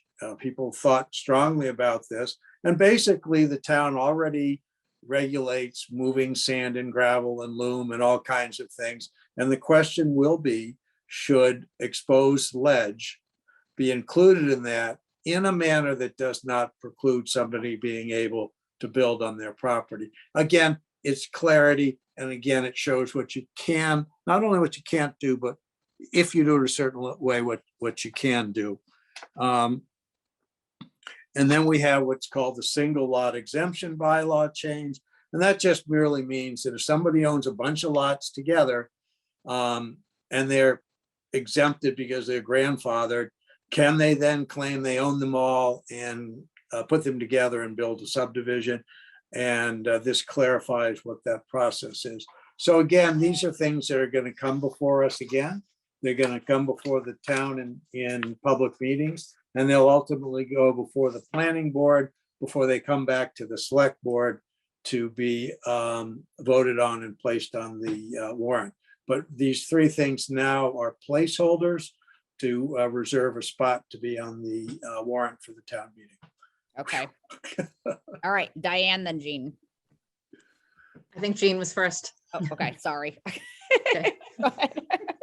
We might have the same question. It's hard. I think you might have been close so to the same time. But. Really quick, a couple quick questions. Jack, just in terms of, are we looking at this for spring town meeting, annual town meeting? No, Okay, we're looking to get this right on For the December. warrant. There's a lot of, what we did is we kind of Diane's trifurcated. oh, We trifurcated a bunch of the stuff and we decided there are certain ones that are more important to address sooner rather than later. So there And- will be others coming. So, and I will Okay. clarify, Lauren has also asked to be on our agenda for both our October meetings to go over some of this zoning stuff. So we have it on our tentative agendas for our October meetings, if that Right. calms you down a little. yeah, just surprised. And just in general, how does this kind of weave into what we had talked about at our goals workshop, which is comprehensive zoning? Like, is this additive, or how is this This is going to part, fit into? this is part of it. What we've looked at is these, a lot of cumulative zoning we are looking at. And what we did is we looked at the things that we felt that there was enough of a consensus of how it should look to bring it forward for a vote. It was ready for a vote. There are some other things that we are also working on. But we did not deem those ready to bring those forward. So this is a process, but it is, in answer to your question, Diane, it is part of the comprehensive, implementing the comprehensive goals of the select board. This is the first step. Okay. Jean. Thank you, Jack. That was really helpful. And my questions were the same as Diane's in terms of the timing. And it strikes me, having done the training on the subdivision rules in Massachusetts, which are set at the state level, not at the local level, that, you know, a part of what we're doing is addressing some very low hanging fruit that, and even if we didn't have the goal, would still need to probably be addressed anyway, given, excuse me, even if we didn't have the zoning goal this year, it would still be like a low hanging fruit issue that we should just, as a prudential matter, address no matter what. And so I think that I'm looking forward to hearing more, but that's my sense. Is that sort of your sense too, Jack, in terms of? Oh, yeah. As a these are matter of like the fact, obvious things we need to do. as a matter of fact, that's a very good point, because one of the things, we are the only town in the Commonwealth that still has an archaic definition. So we just want to clean that up. Okay. Thank you for that update, Jack. And we'll be talking about this more in at our October meetings as well. All right, our Norfolk County Advisory. Jean, I know we got a little bit of info from Joan and Pat. Well, this is going to be a quick update because Okay. the meeting is actually next week. Oh, For great. Norfolk County Advisory, Thursday night, Okay. for anyone who, it's a public meeting, so anyone can join in. Haven't gotten the packet yet, so I don't know what the agenda is or what's in it. I just know that there's a time, and I presume it will be largely about ARPA. I Yep. hope it will be, so we can get some more information about that. So unfortunately, not much of a substantive update about the meeting that has yet to occur. All right, keep us updated, Diane. Just a quick question, and Chris, you might want to weigh in. I've heard from the Norfolk County Register of Deeds about their fight for a full-time position. Sorry to go there. Is that like a third rail? As Corey shakes his head. I don't know if it's anything we should formally talk about at some point or not, but it seems to me like it's I'm not sure trouble. that's on the agenda, Diane. No, I'm just kidding. It's just an update. Just an update. I mean, it may, I don't know. I could go either Norfolk way. County- Well, this might be something addressed at the advisory. I don't know if the advisory board weighs in. So I've gotten the same letter and Diane, all got that you know, letter. you can update folks if you want, but the bottom line appears to be that the registrar had a full-time CTO and now chief technology officer, and now the county is looking at trying to streamline some of those services in a more centralized technology office, which the registrar wants, I think, his permanent CTO back so he can fill that position, because right now it's interim. And so there's that sort of movement back and forth. Okay, and if we feel the need, we can talk about this on another agenda too. Yeah, I think I think hopefully they'll talk about it, Jean, and you can give us an update on it, because it is really interesting. And again, from a risk assessment point of view, to me, it's very scary. And we can put you on, Jean, for an update about this at our next meeting as well, after you have that meeting. Sure. Okay. All right, MAPC, Corey. Okay, so MAPC stands for Metropolitan Area Planning Council, and they're basically an outside group that assists towns like ours in a variety of really interesting ways. We are part of the South Shore Coalition. One update on the South Shore Coalition is that it was led by Betsy Cowan. She has taken another job, so we now have a new representative at MAPC for the South Shore Coalition. That's Sasha Parodi. She also, the vice chair of the coalition, is actually our own Lauren Lind. So we have a very, very nice direct access to a lot of the MAPC resources. Some of the things that we're working on with them include they're just a great resource for planning and downtown revitalization issues. So that's something that we'll probably be working with them on the future. We are currently working with them. The Alternative Energy Committee has connected with their group, which focuses on green energy, focuses on transportation, to investigate areas where we can maybe save money in the area of electric school buses or grid resiliency. They have a lot of resources ready to go on tap that know our communities, know how the state runs. So working with them on that. They're also working with both our neighbors in the whole area for a last mile pilot program. The issue with the MBTA kind of brought our communities together and made us all realize that while we are a little bit isolated and we have a lot of cars, public transportation is still important to us. And losing that really made us remember that it's vital to the health of our communities that we have access to Boston. So they're looking into, are there ways that we can add some local transportation to connect the different regional transportation options with our towns? That's something which I'm looking forward to having discussion with all of you. Cohasset has a little bit of unique circumstance when it comes to how we're laid out. So if you do have any thoughts on what a local transportation thing could look like, whether it's connecting us with Hull or with Situate or the town with the train, I recommend that you just have a quick chat with Lauren, because she's really on the front lines of a lot of these efforts. So that's MAPC.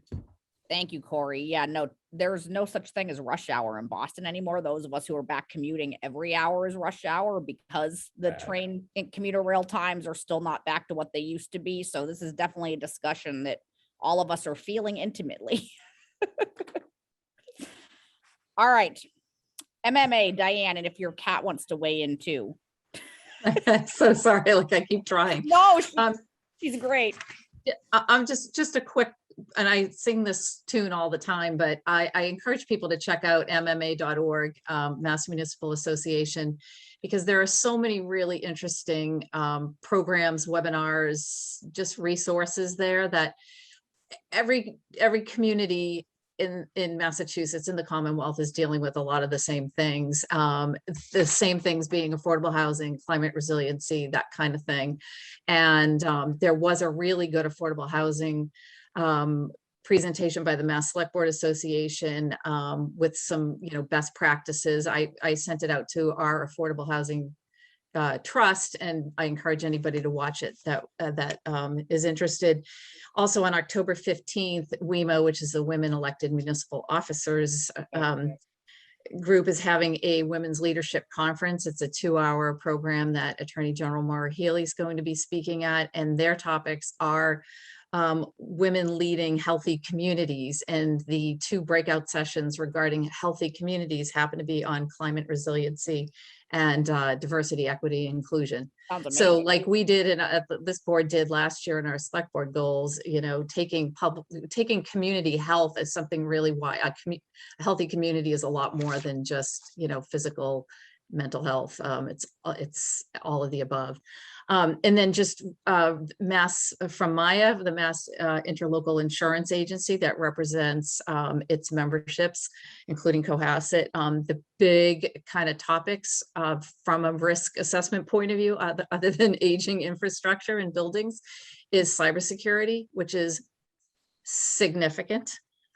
Communities are deep pockets and are very easily targeted. And again, it's one of those things that you go to town meeting and people aren't all that interested in investing in huge, you know, cyber infrastructure and protections.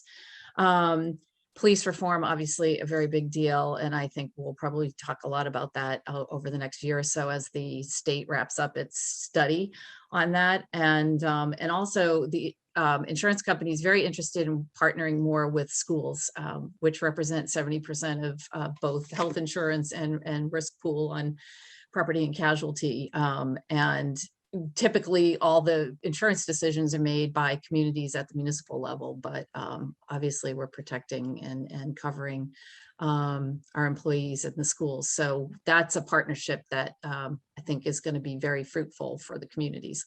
So that's that. Great. Wonderful. All right. Economic Task Force, Corey.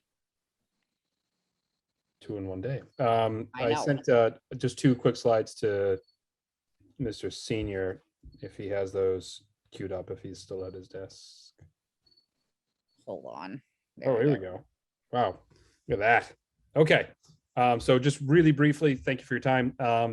The Cohasset Economic Task Force, which we launched last year at this time as a working group under the Master Plan Implementation Committee, has pretty much wrapped up. And just quick overview of what's going on. So next slide, please. So some of the things we did, as I said, we launched last year. We had a bunch of conversations with residents and business owners and landowners about a bunch of variety of stuff. We learned a lot of really interesting information, which we're trying to kind of bring together to figure out what to do with at this point. We partnered with the Cohasset Chamber of Commerce and helped them launch the Cohasset gift card, which is a way that residents can purchase gift cards for children or relatives or friends or whatever that can only be spent in town. So that was a program which was launched just before the holidays. As Senator O'Connor alluded to earlier, we were awarded an $85,000 grant.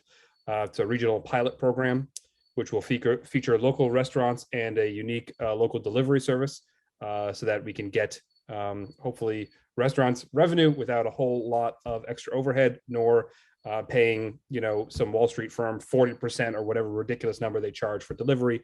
We're hoping to have something that's a lot more sustainable and a lot more beneficial to everybody. Hopefully that'll be launching soon, and well, I guess it is fall, but during the fall of 2021. And then also in the summer, we designed and got approved by this board the Cohasset Get Outside 2021 program, which just allowed groups to use the town common very easily. We had a few businesses in town that took advantage of that, and it didn't seem to be a disruption to anybody. So I think that's probably something we'd want to do again in the future. Next slide, please. Going forward, I think what we're going to bring to the master plan is to try to reorganize ourselves with a village focus.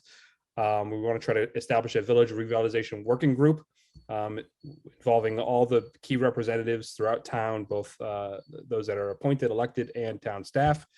And we're going to be looking into bringing in a dedicated resource on this because it's a whole nother push. We do have our town planner and the planning board. Everyone's really full out already, and to bring somebody that has really, really good experience in helping us with downtown, whether that's zoning, whether that's affordable housing, or whether it's just making sure the businesses have what they need to be successful. That's going to be part of that. So hopefully we'll, as I mentioned, maybe even potentially work with MAPC on this to bring in a little bit of extra support so we can really give our village some much needed attention. So that is Economic Task Force. Great, Corey. And I really enjoyed working on this task force with Corey. I will reiterate that a lot of the feedback we got from owners and residents is that the village revitalization is a top priority and people are very concerned about the village in general. So I think that those future plans are fantastic. Jean. So I do want to do a shout out for the Cohasset gift card. I will Yes. just say to all those room parents out there, always looking for the business to, sponsor school-wise. I have found that this is a great thing because you can use the money to then support any business that the teacher chooses. So anyway, I just wanted to put that shout out there. And I know that you guys are probably planning on this, but I did also want to encourage with the village revitalization force to really make this a cooperative effort with all the different neighborhoods that are around the village, because, they have a unique view of the village that maybe others don't when, nighttime comes and things like that. And also where the flows of the activity are too, because that's something that we see a lot. And also what people welcome too, because having a good village, I think definitely helps all of us too. The only thing that I might suggest on the revitalization, maybe this is something you're planning, but I didn't see it, is doing something akin to a need, like from the perspective of a business. If you were looking to relocate if you were looking to expand from the business standpoint, what are the sort of viable options would you be looking at in Cohasset Village? Because I do think it's a question of scale and demand, and it still is a small town and still is sort of far out of the way.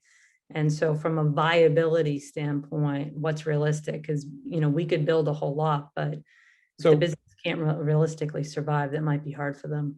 Well, I mean, this was kind of meant to be really, really top level, because I want to get MPIC to really, and maybe use a resource to really get specific here. But obviously doing like an inventory assessment of what's in town is really important and not something we've done a long time. But one really interesting thing which surprised me and I was really happy to learn about is that there's a new generation of business owners downtown that have a lot of energy, that are all within maybe 4 or 5 years, coming to town. And a lot of them express the idea that, hey, we'd like to find more space in town. We'd like to get a bigger area, but there aren't areas in town that can support us.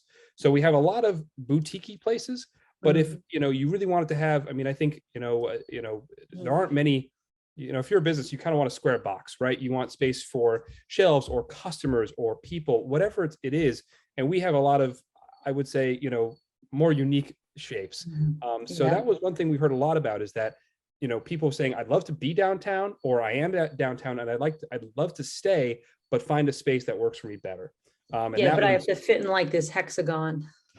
Exactly. Yeah. And so I think like Outside In is a great example of a place that makes stuff work, but they could probably use more space. The learning center there's a lot of places that they're not trying to open up a Costco, but if they had a space that was more appropriate for their business use, would go a long way. And that was a really interesting thing to hear from the community. Yeah. Jack? Yeah, I think it's very important. We have a very charming downtown. It's appropriately sized. They've taken a big hit. One of the things that we need to understand is that with the closing of the Harbor Inn, there's a whole bunch of the very large weddings that don't come to Cohasset, and they won't, because there's no place to stay except for the Red Lion Inn with a very limited supply. So I think the town needs to reimagine, and thank you, Corey, for your work, needs to reimagine what the downtown can be. One of the things that I hear a lot, which would help, is just better cleanliness. It's dirty. It looks run down. So I think that probably if with some of the money that we're getting, we should certainly have a reasonable part of town budget, should for regular street sweeping, room sweeping, picking up the trash. That amazingly would make a big difference, because we need that to be as welcoming as possible for our merchants. because it's going to be tough for a while. So when you don't have a lot of space, you have to go for high margin items, which are expensive. And if you want people to spend money on expensive things, you want to make sure the environment, like the streets, is pristine. So that's a very practical thing that I think we could just move forward right away with. Thank you. Okay, again, to be continued on all of these issues. All right, moving on to the big financial portion of the evening. Very exciting. We have our FY21 year end update, and then our FY22 fiscal update, and then ARPA, and then an investment update. So I believe we have Paula and Don here. Hi, Don. Good evening. Let's bring Paula in too. Yeah, so the first update will be our June 30th closeout. I sent everybody reports for the June 30th and the August 31st update, so I figured I'd just do a brief overview of each and then take questions. So all three appropriated funds, water, sewer, and general fund, are all ending in good shape. We're projecting a conservative estimate of free cash in the general fund of somewhere between 1.5 and 1.6 million. Somewhat consistent with prior years. Our policy for free cash is 3 to 4% of the prior year budget, which would calculate to 1.4 to 1.9 million. So we're right in line with our financial policies. Based on our estimate, it's a little bit towards the lower to mid end. So to me, that's good. I would like to note that some of the surpluses that are generating this free cash and where we're at are one-time items. So for instance, tax liens deferral revenue, that's unbudgeted. We collected about $400,000 this year of tax liens and deferrals. In addition to that, penalties and interest on that was about another 130,000. So like, it's great, but I just wanted to note that some of these are one-time items. So they're great numbers or good numbers that we're closing out, but it really is partly being driven by these one-time items. In addition to that, we've had departmental turnbacks, and 130,000 of that 560 that you see on there are prior year encumbrances that we've carried over that weren't necessarily needed. So we may have done a purchase order for a specific good or service that didn't come to fruition. So again, really, that's not a current year budget surplus, but a carryover of a prior year that was not utilized. So again, just wanted to make those points. Water and sewer retained earnings. Water, I'm looking at somewhere around 1.4 million. Again, in line with the 1.3 last year, which is good. Sewer, a bit higher than prior years of about 600,000. And again, we had good revenue collection based on water usage. So sewer follows water usage and commitments, which is where we came up with some surpluses there. But again, in prior years, I've made note that the retained earnings that we've been ending in sewer have been a little bit low for my comfort. So seeing that increase a bit actually makes me feel better about going in to the next couple of fiscal years, and with our increased focus on capital planning for sewer. Again, a slight increase, a bit of an increase in the retained earnings, but is going to be better for us in the long term as we do go down this capital planning process. So that's a brief update on where we're closing out June 30th. I'd like to take, if you want, go with questions here before I jump into August. Corey? Yeah, Don, thanks very much. I was just gonna, you mentioned sewer, town meeting, they passed the sewer rate adjustment. So it seems like you're already seeing the impact of that, like actively so far, or is this something else that you're talking about? Something else. So okay. that was just related to last year. We were seeing bigger commitments of water usage throughout fiscal year 21, and so the sewer utility billing is based on water usage. So that's where we were seeing some of those surpluses. We're not going to see the impact of the rate increases until fiscal 22. Okay, so the change or the healthier retained earnings, what would you say is the primary driver of that better outlook? So increased usage. So when we do the budget for our utility billings, right, we look at historical usage versus our current rate. And because water usage was so high compared to prior years, Yeah, okay. the billing for sewer followed that. Yeah. And so that's where we're really seeing the big surplus. And they had, I think, about 100,000 or so of connection fee surpluses. So, you know, we only budget for maybe a couple. And what do we have? 420,000% of the budget was collected for connection fees. Again, a one-time revenue source. All right. Thanks, Tom. Great. Jean? So Don, you know, this is my favorite topic, but the sewer capital plan, Sure. do we finally have one yet from Woodard and Curran as we look at that 600K in retained? Not that I know of.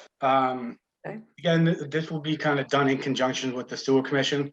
Can't just be done in the vet. As much as I'd love to just work with them directly and do it all, you know, have to work in conjunction with them. And I've had a couple conversations with Rob Scott and the folks over at Woodard, and you know, they're excited to work collaboratively on this too, just to really move forward with what they might need and taking a big holistic look at it, and not just, you know, in the past we were looking at $3,000 to $4,000 items that were getting approved, and we got to look at the bigger picture of what maybe sewer mains and pump stations and all these other costs that are just not in the next couple of years, but what might be 10 years plus down the road. And you know, I look forward to doing that. I'm hoping that during this budget cycle we'll get a good bite at that and some progress within this plan.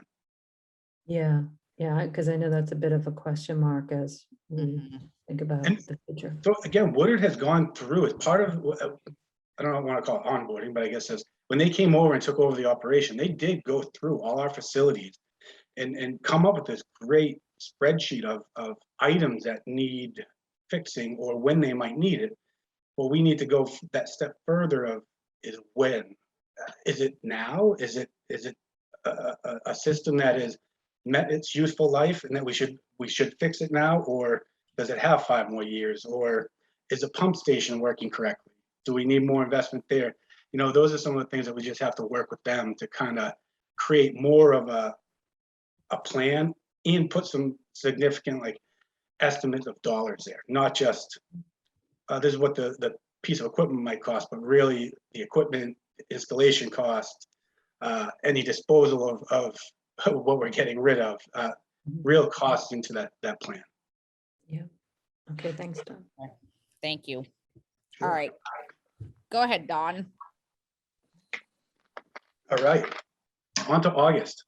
Yes. Only 2 months in, so I wouldn't expect a lot here, but for the general fund, $110,000 collected to tax liens. Again, that is an unbudgeted revenue source. So somebody came in and got caught up on some of their prior year taxes. Local receipts, they're up 12% over the prior year. And again, this is 2 months in. The real drivers to that, motor vehicle excise. As you know, we get one large commitment from the RMV somewhere around February. Then as cars are purchased throughout the year, we get additional commitments. So this is related to a basically an additional FY21 commitment that we then started collecting on. And then in addition to that was the timing of a prior year pay down in one of our sewer betterments. So they had paid $60,000 or $30,000 in the prior year. Sorry, jumping ahead. That was a decrease in sewer. I'll get to in a second. The other thing was the penalties and interest related to that tax. So other than the revenue side, 2 months in, I'm not seeing any issues within any of the departmental budgets. And again, I would not expect to really see anything at this point. And if it did, we'd be knocking on advisory's door looking for a reserve fund transfer, and you guys would be notified of that anyway. So, sewer, I apologize, I was jumping around. Their revenue to date is down about 11%. And that was due to a prior year betterment that was paid off in the amount of $42,000 last year, which is not showing up on our year-to-date revenue now. And also, I had mentioned this in earlier months, sewer department has released the grinder pumps to the residents. So in prior years, we also had budgets and revenues associated with that, which we no longer have. So I'm not alarmed in the slightest for an 11% decrease. And again, as we go, our collections are in line with our budget. And as we go, we'll see kind of where we're at in the next few quarters with our increase in the sewer rates. And the water department, they're up 27.9%, but again, they have a reason for that too. So they've collected $168,000 so far of system development fees, sewer connection, water connection fees. And that is the biggest part of that surplus. And that's really $154,000 of that is the connection fee related to our 390 CJC project.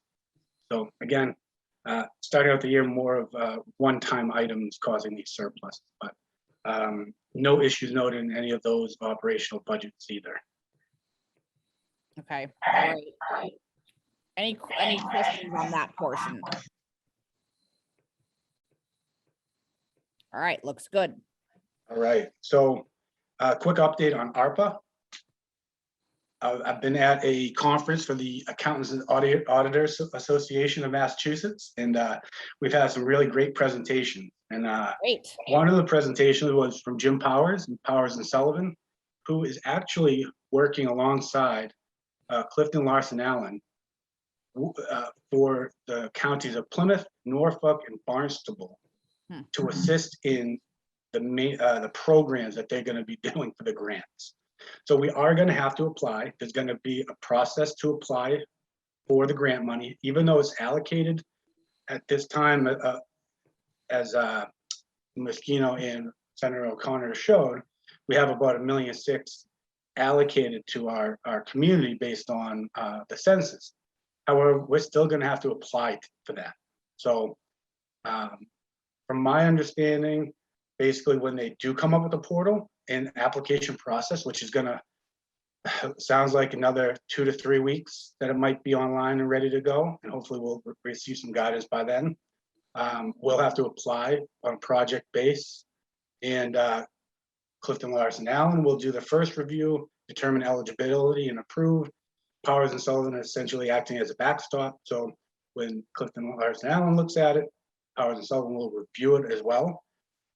One good thing is that Jim is our partner on the engagement. So I have a good relationship with him and can bounce off the proposed projects we're going to look into and kind of get a sense of eligibility upfront from him before we even go through.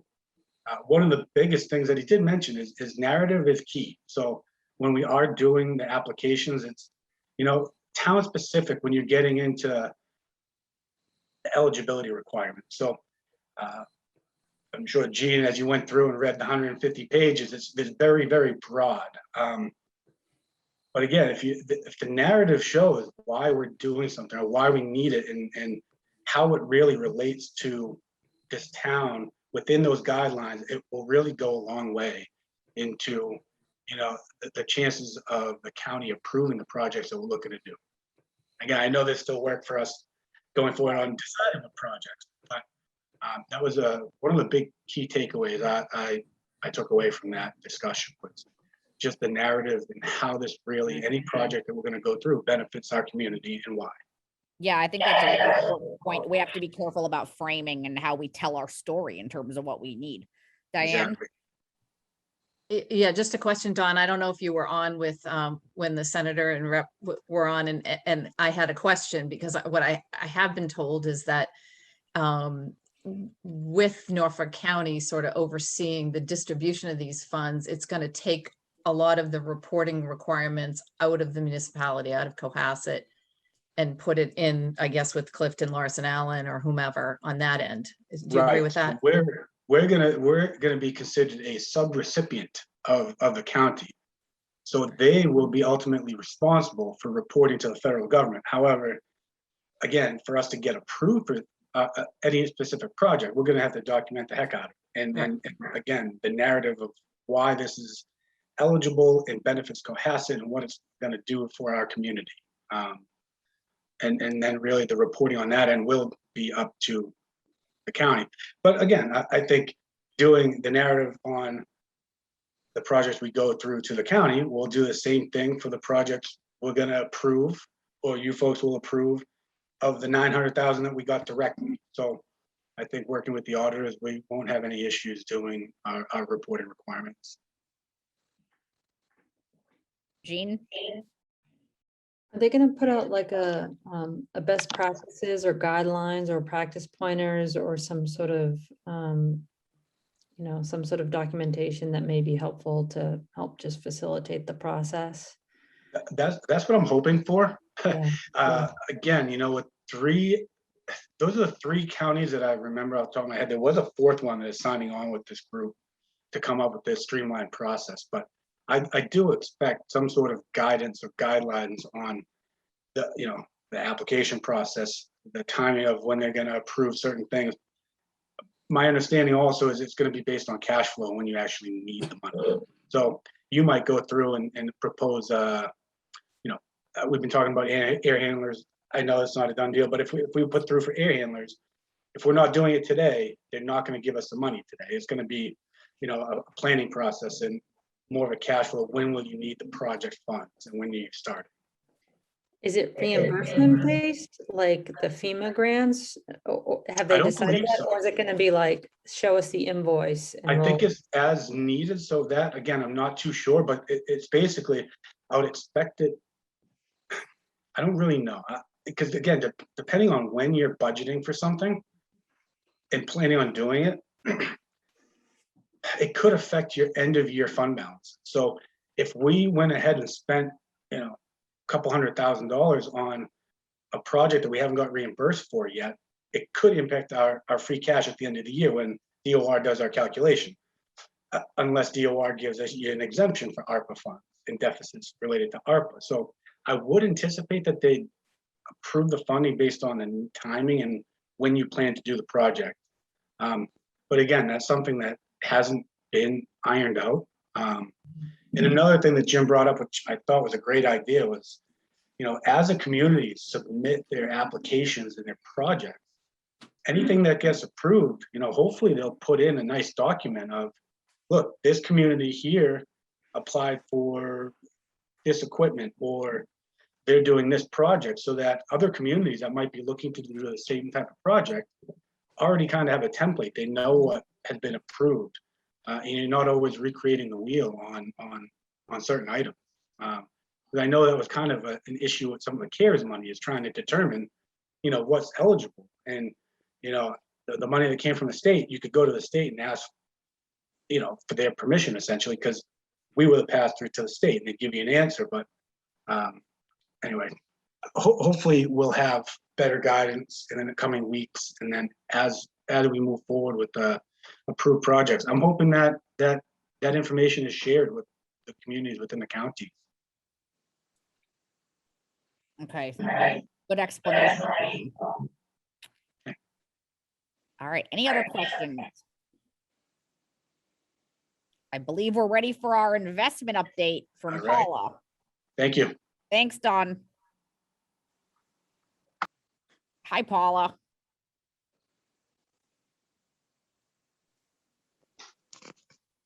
How you doing? There you are. Sorry, we're running a little late tonight. That's all right. That's all right. Yeah, we ended up pretty well. All the investments returns are positive for all the quarters and all the time periods. Running close to benchmarks. Some of the stuff is running a little bit below, and our OPEB funds are running a bit above their respective benchmarks. There was one account that did, we ended up giving them a large sum of money towards the end of the quarter. And so the investments being what they were, they didn't get it invested by the end of the month. We really didn't give them a whole lot of time. So they fell out of compliance briefly, but that's since been rectified. So there's no issue there. Let's see, our expendable trusts, they're up about 1.5, 1.6% for the quarter, 2.5 to 3.7 for calendar year to date, 7.6 to 7.9 for the year, and 5 to 8% for 3 years, and 3 to 5% for 5 years, and 3.6 to 4.7 since the inception. Our permanent trust funds, they did better. They're up 4.2 for the quarter, They're up 6.8 for calendar year to date, 17.6 for the year, 11.3 for 3 years, 7.8 for 5, and 7.8% since inception back in 2014.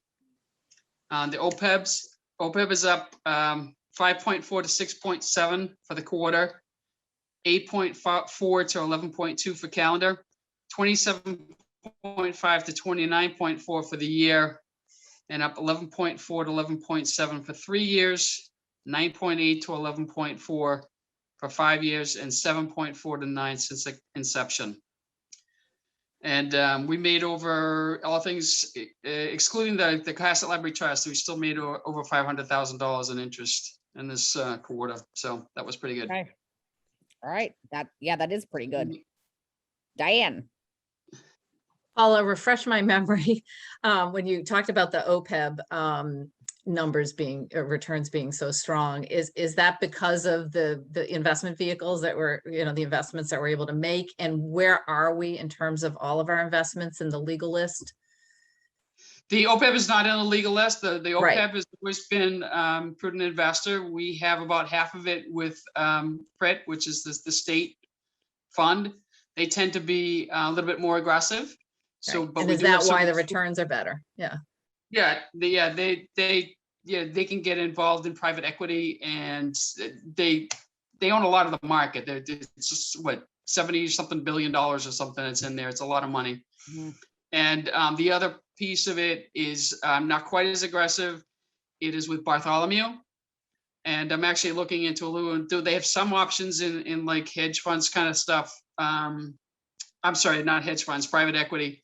So I'm looking a little bit into that, but having that option gives us the opportunity to reduce the risk. I mean, I can literally call them up any day and say, you know what, Prit's getting too risky. I need to take this part of the portfolio and move it into bonds or whatever. And we haven't needed to do that, but I can't do that with Prit. They're not gonna move the money for me. I have to, it's either in or out. So that's the rationale behind that. Great. All right. Yeah, that does seem like a big advantage to be able to do that. Any other questions for Paula? All right. Things seem good, Paula. Thank you. Oh, Jean, sorry. So Paula, these are fabulous returns for, for government money. And Right. Yeah. so thank you. That's great. No I do problem. wonder, given where the economy is going, and I take comfort in the fact that at least with half of the money for OPEB, you can call up Bartholomew quickly and pull the trigger in case we need to, be more Right. conservative, because that might be the reality at some point. And so, do we have a similar sort of escape hatch if need be on the other funds, setting apart OPEB? Yes, there.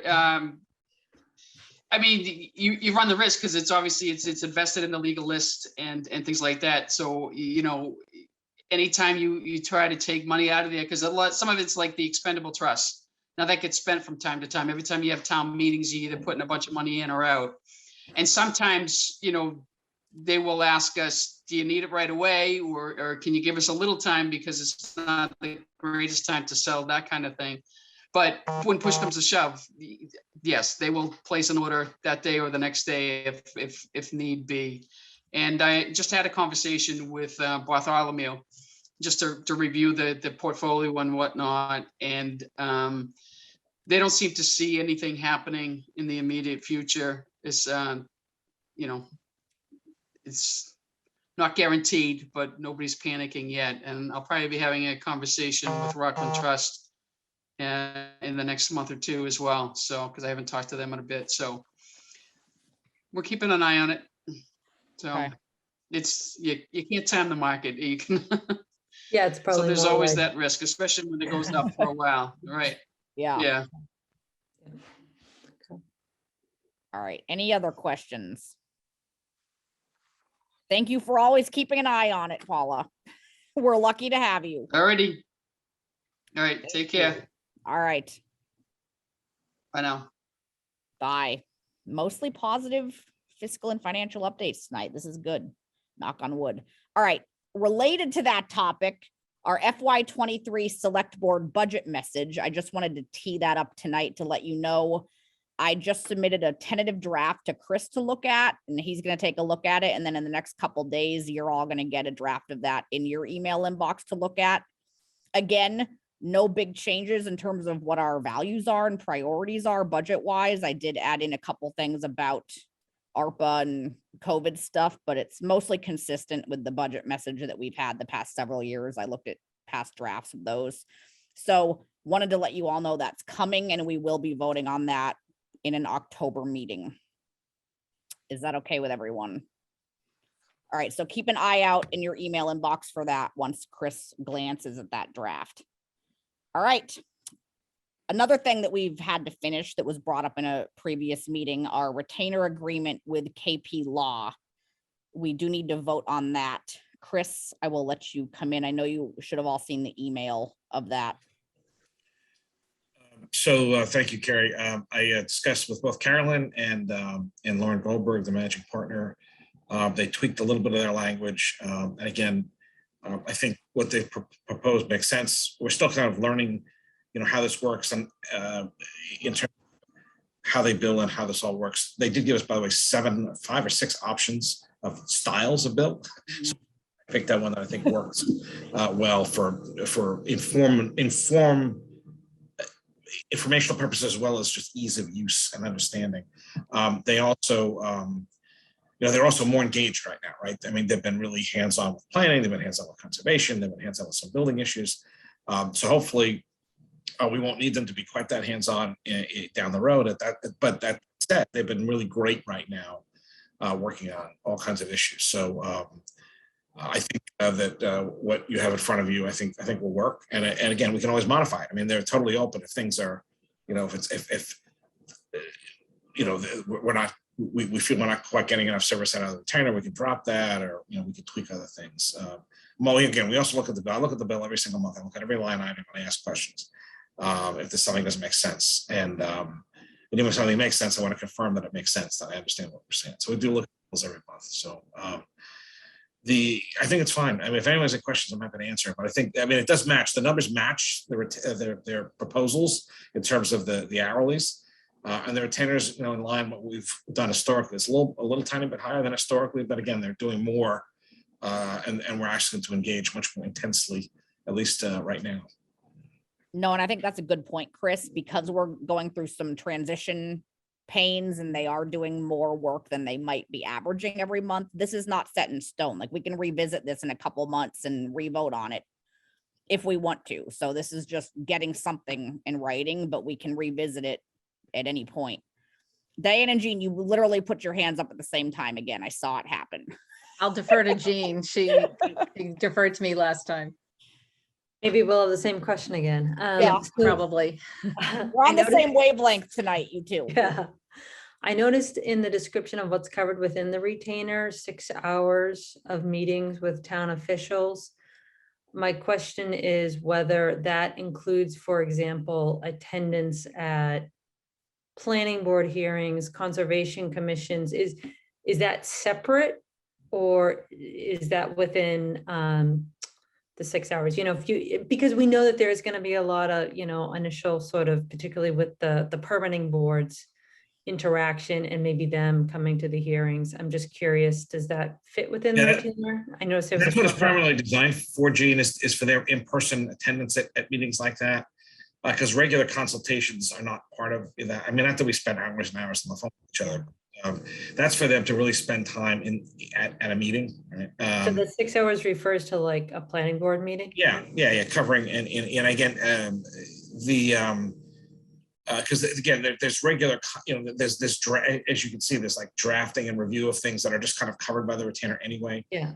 That's really for like an in-depth session. If I was on the phone with Carolyn for 15 minutes, which I have been already in the last couple of weeks, it's not the same thing, right?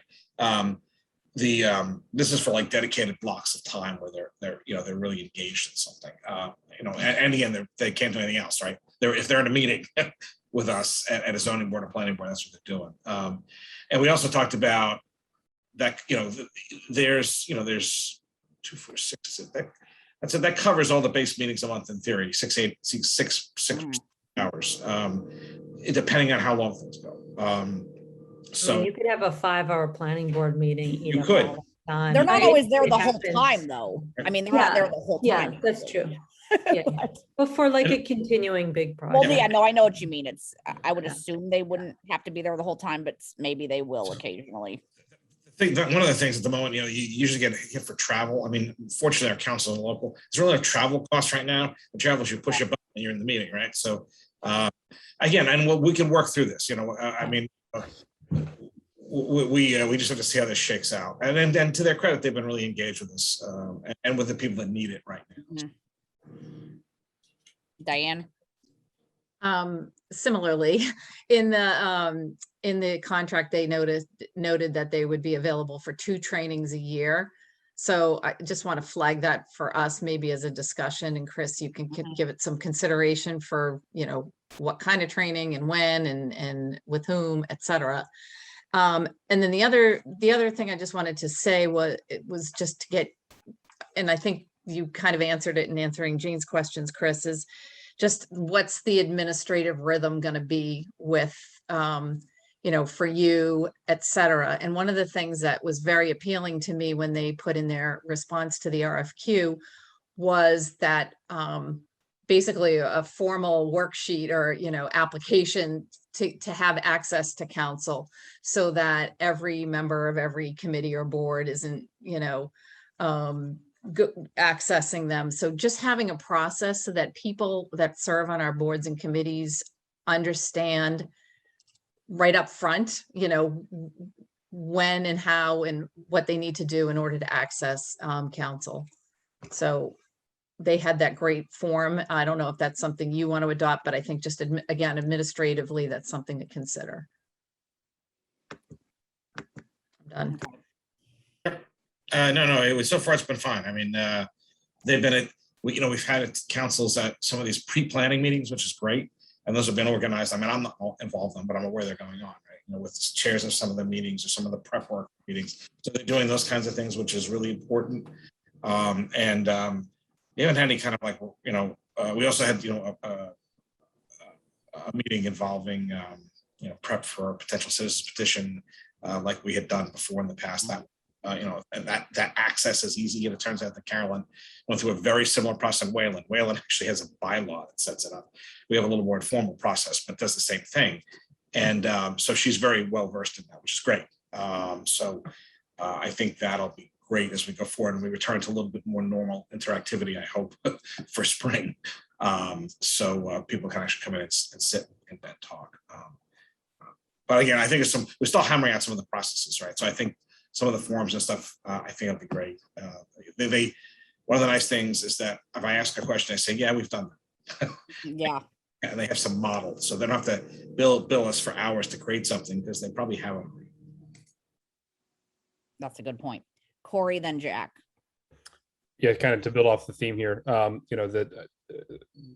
retainer agreement, things lined up as I was expecting them, but I did want to build upon what both my colleagues just said about building some guidance now that we have a big council and the ability to really use them. That's going to accumulate some bills. So giving our boards and committees some sort of guidance as to how they should interact with town council, some expectations. I mean, I want our boards and committees to have the full resources they need to make the decisions, but at the same time, kind of what Carrie alluded to, having them sit through a 6-hour meeting, this isn't a good use of town money. So I think what I'm suggesting is Chris, if you could put together, some sort of more formal process that then this board can think about, since we appointed this council, we probably should also set a little bit of the rules of the road for expectations. That way, if there is a bill that comes across, we can say, all right, this fits or this does not fit within the parameters we've established. And that way everyone kind of knows that they're supported, but also that there's, there are limits to keeping people around for no reason. So. Well said. Jack? Well, I'd like to echo that. I think it's very important that boards and commissions have an understandable process to access, legal advice. And I agree with Corey that we want to make sure that that's not a blank check. So I agree with that and Diane's position on that as well. One thing that there's a monthly bill which goes to you, Chris, is that correct? Chris? I think he's trying to. Sorry, I couldn't get unmuted. I think Diane's cat was poking my keyboard. It comes to Bylaws, but it gets reviewed by it comes here to this office. Tracy compiles them, and I also get reviewed through the accounting office. Is that something that will also be shared with the select board? You can see them anytime. I mean, I don't know, we don't really circulate them, but you can see them anytime you want. And because this is new, like Jack was saying, maybe we want to check in a few months and relook at it and see if we like the agreement that we're agreeing to right now. It's probably a good idea. Maybe I could share like the first set of them. I haven't gotten them yet, and just to show you what that looks like and how it's working. I think that would be helpful. The other thing is that what was very helpful is the kind of the briefings that new commissioners would get from one-on-one. I don't think it has to be one-on-one, but some efficient way. So they are really brought up to date above and beyond the ethics disclosure courses that they have to take. And it just allows them to understand that they really are a town official and that this creates in them a certain responsibility. And I'm not sure everybody understands it. And by doing a little bit of that, I think we can protect them and the town from just, making some mistakes. So I assume we can work that into this somehow, Chris. Well, that's actually all part of this. So they're part of their job. So thank you for bringing that up. I mean, onboarding, for example, Amy Quessel, who's serving as the point on attorney on conservation and served on conservation commissions, on all kinds of work with that. She's been really working closely with Charlotte, the new conservation agent, and is aware of the new commission members. And I know that it's been great. So Charlotte's been talking to her regularly, and I know they're working on some training for the commission and the onboarding of the new members. And we're also we started talking about a broader kind of onboarding. And we tweaked the program last year, but I think we want to keep developing it so that people as a new, as you said, Jack, as an intro for new members, and also a refresh, right, for folks who've been there too, like how to run a meeting, what are some of the pitfalls, and something as simple as email, right? I bring that up all the time as an example. In the private sector, you communicate by email all the time. If board members all communicate by email in the public sector, you're breaking the open meetings law, and it doesn't make any sense, right? It's kind of, so people have to understand that right up front. And I'm working to get some materials from them right now because I'm trying to onboard the new chair of the very, very generous new chair of the school facilities committee. Yes, he's great. He's great. We don't want to scare him away. Right. No, so I met with him for an hour last week, and I'm trying to get some training materials for him and for the whole committee because they're new at this, right? So we want them to know. They have a lot of work to do on the whole school side, just the process, so they don't make any mistakes unintentionally. So it's a really good piece, and it's something we're working together. And I'm hoping that Miriam and HR takes some of the lead on setting up some of those programs too. And then figuring out the relationship too between these new onboarding processes and the trainings, the yearly trainings that we want them to do. And if we want those to coincide at certain times a year with new elected officials and new board members. So I think it's worth thinking about all that. Good. Okay. So how do we feel about adopting this agreement? I know we already adopted retainer agreements with our other council. So I I'm think fine with it. Okay. Do we have a motion? So moved. All right. Second. All right. Any further discussion? All right, roll call, starting with Jack. Jack Creighton, aye. Corey Evans, aye. Jeannie Neely Dippled, Diane Kennedy, aye. Terry Thompson, aye. And we can revisit this. And do you want to sign it tonight, Carrie, then as the chair? Just to Yeah, make it. I can sign it. All right, excellent.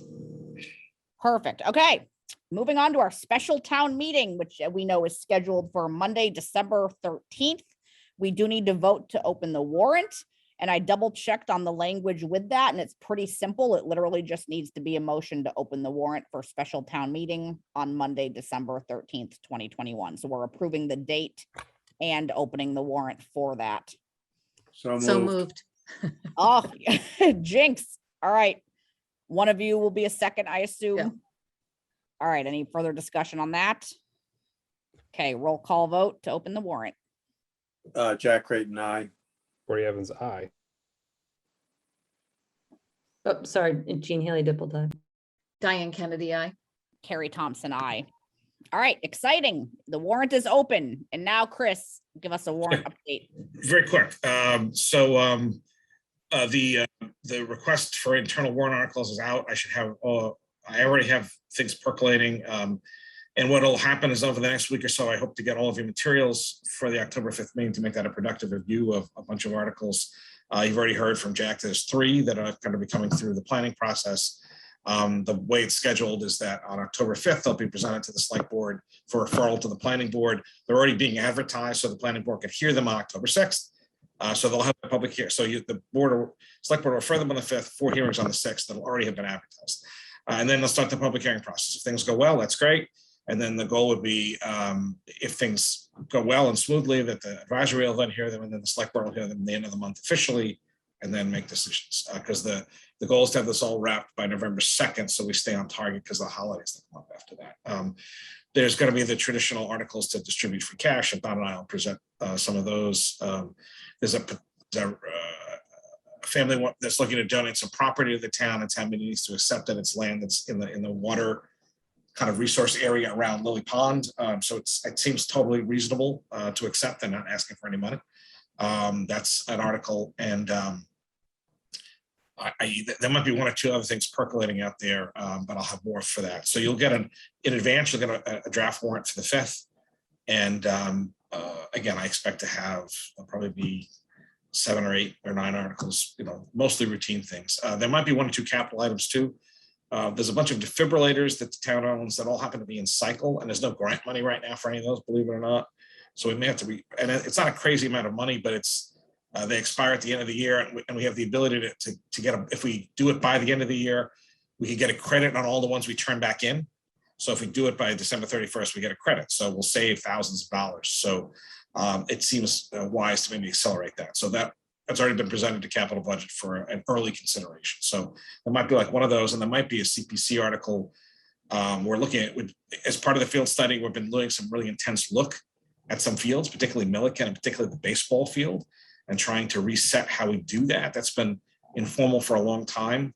I think we need to formalize the town's role in maintaining some of these things. And so that might be a request for some money there, if not from CP, perhaps from CPC, to do some more work in the spring. I'm trying to find money now with the schools jointly to get some repair work done for the spring, so they have everything ready to go in the spring.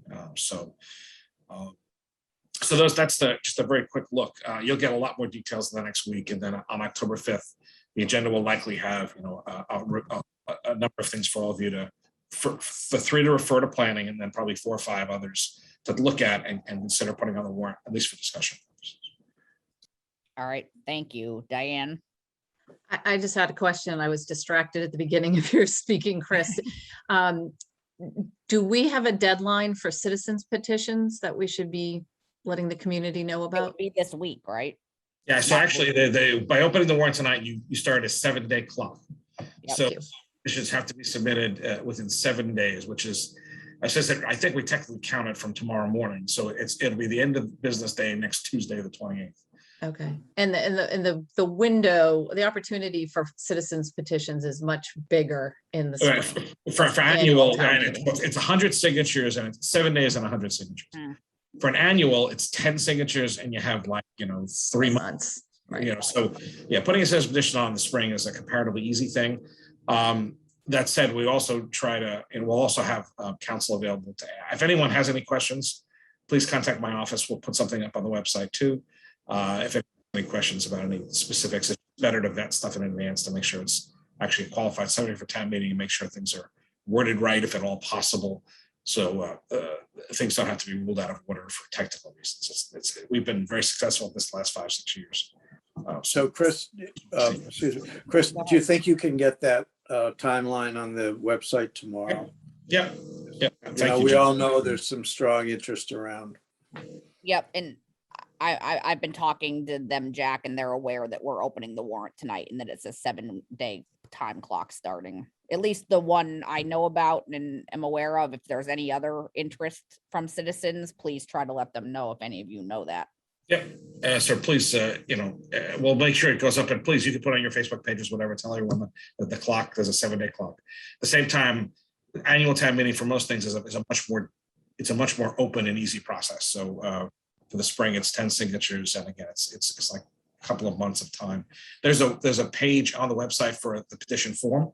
It's up on the clerk's site. So if anybody needs that, I could send that to all of you too. And you can put that on Facebook pages or wherever you want to put it. Okay, Jean? One thing I've noticed as I've tried to learn more about the petition process is that a lot of other towns have guides for their citizens on how it works. So does the Secretary of State. So consider for future discussion, maybe that's something that along the lines of our communications goal, we can, provide greater education to our residents on, because it certainly has been educational for me, and it'd be nice to share that information. And we can probably, look forward to having a website that's a little more easier to navigate and find things on, and a social media response as well. So I agree, Jean. I think it really fits with our future communication goal. Diane? Yeah, I agree. And I believe we used to have it somewhere on the website, but finding it is a different story. And I will say, to Cohasset's credit, giving the townspeople the opportunity to meet with council in advance of is actually very unique, and I think is a good service that we give our citizens for the petition process. I agree. Okay, if there's nothing else on that, Go ahead. And so October 5th, you begin the review of the special town meeting warrant and advisory meeting as well. So we had a good meeting last week, and they meet again next week, I believe next Thursday. To shift over to my report, you ready? Yeah. Four quick things. The RTF boutique. There's a significant increase of residents dropping off damaged and unacceptable items. In fact, the town ran up a $6,000 bill over the last time, disposing of stuff that could not be in the boutique, and it was actually garbage. So there's some changes. For one, the hours are now 10 to 2. There's an entrance and an exit, so people can't just hang. And there's more signage to explain what's there. It's a great tool. Unfortunately, if people abuse it, it becomes expensive and problematic. So hopefully people keep it a good tool and really use it as a resource, and not as a place to just dump something because you don't want to pay the fee to throw it away. But it's still open, so it's 10 to 2. One of the other challenges, people are hanging, and a lot of people come at the end, right? We're cleaning, we're procrastinating, we run to dump at the end. If there's a lot of people hanging out there, it just slows the whole process down. So the boutique doesn't, come early, 10 to 2, those are the hours. Compost pile. That's been an issue this last year. Staff's been a little short for a variety of reasons, and piles kind of grown. That said, the DPW staff has been very creative, and they found ways to stretch. So they're going to continue to accept residential yard waste this fall, right through the leaf season. That said, if people can compost their backyard, that's awesome. I've been talking with Brian about restarting the program that was done some years ago about discounted backyard composting devices we can get through the state and other places, and maybe make those available again to encourage people, because we've had a lot of people moving to town, throw the leaves in the composter, spin it around, or, you can get them in all kinds of places, but there's been some that have been available at a discount to help. Hopefully as the staff builds back up there, we'll be able to get our arms around it. And there have been some creative solutions to making use of the compost in a good way. So that's an update there. Some of you have probably heard about the proposed oyster bar and beer garden at 12 Parking Way. Just a quick update on process. The planning board will have to conduct a site plan hearing on that site once an application is finalized, and there has not been a complete application finalized. So just So there's a whole site plan process that'll have to go forward. At the same time, they're working on a parallel liquor license application.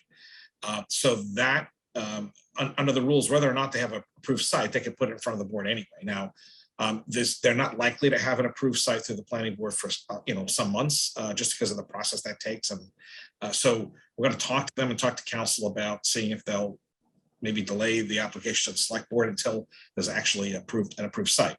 If not, then it'll end up in front of the board with an unapproved site, and you'll have to decide how to proceed.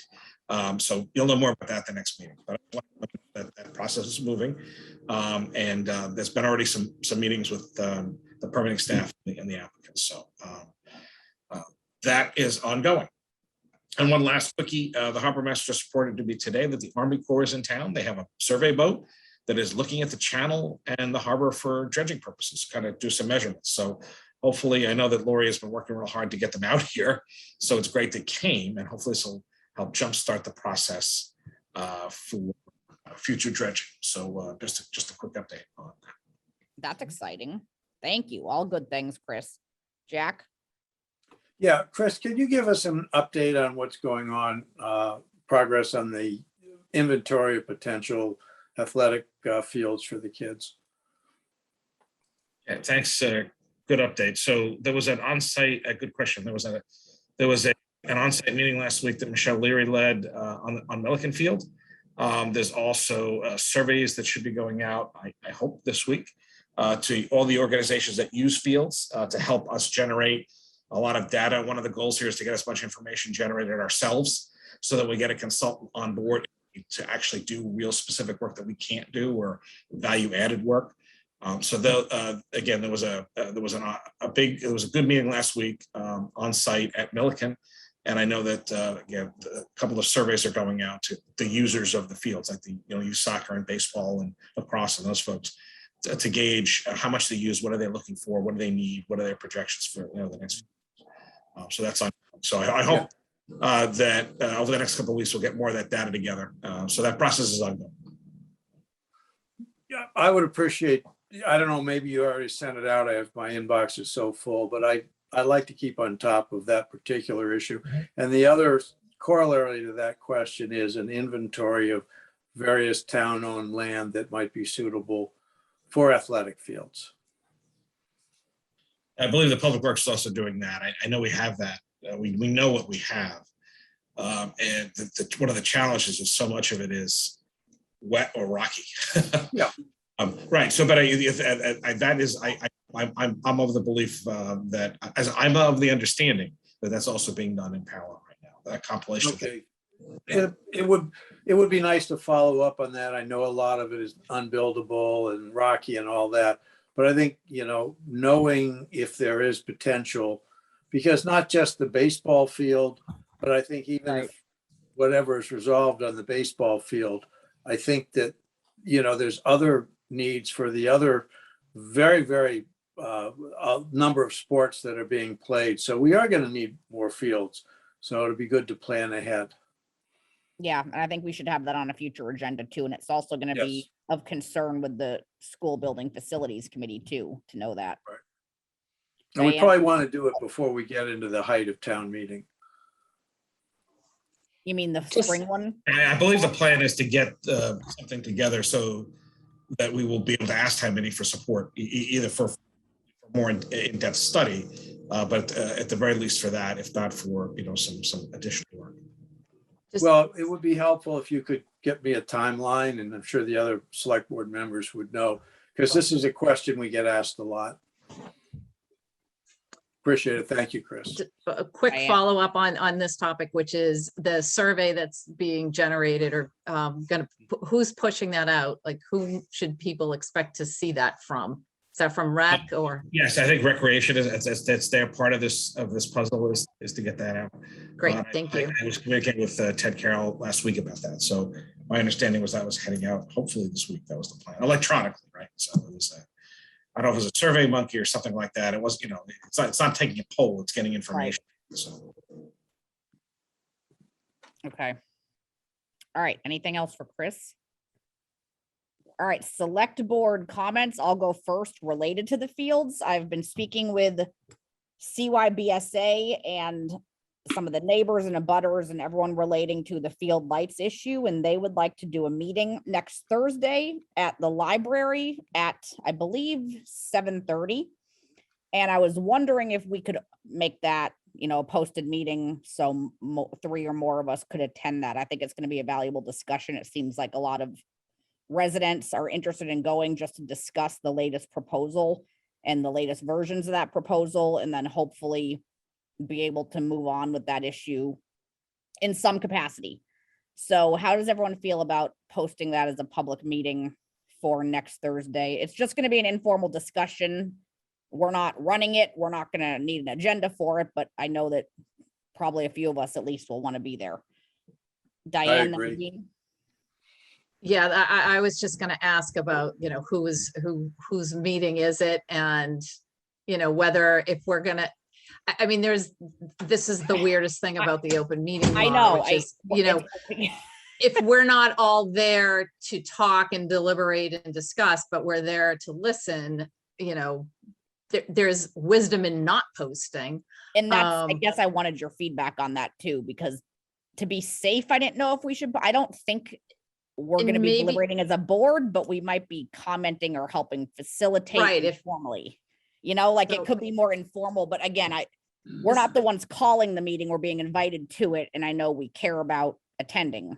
And I think if it's a posted select board meeting, and by the way, full disclosure, I can't make it next week, but if it were a posted select board meeting, it could read differently than it was a, public meeting run by CYBSA that we're all, which is, that is what it is. Participate in. This might be above my pay grade, and maybe this is a town council question. That is what it is. So you just defined what it is. CYBSA is inviting us, and the neighbors are also on board with this. Neighbors and abutters and people that live near the fields and residents are on. It's just to have a public discussion that we've been needing to have. And I think it's very important that we post it. I think it would be very unwise of us as select board members to get in any discussion at it, but to make sure that there's no criticism. I think kind of a safety thing, we should post it, but we should make it clear that it's not our meeting. Right. And I think, we're better off sitting there listening. No, the point, I think I agree. I actually agree with both of you, Jack and Diane. I think you're both right. I think we're trying to be safe, but we're also saying right now, this is not our meeting. We want to be there to listen. Right. And we can do both. We can say it's posted meeting because we're going to be there, but we're not running this meeting. Simple. Corey and Jean, what do you think?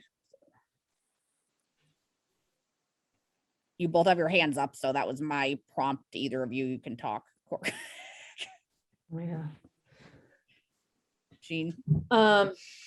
Well, first, I would only just say that the middle school has an open house at 7:30. So I do appreciate Cohasset Middle School. Wait, no, I thought that it ended by then. So no, it does. It does. Sorry, it's ending at 7:30. Just so for people interested, they're trying to work with the competing town things going on.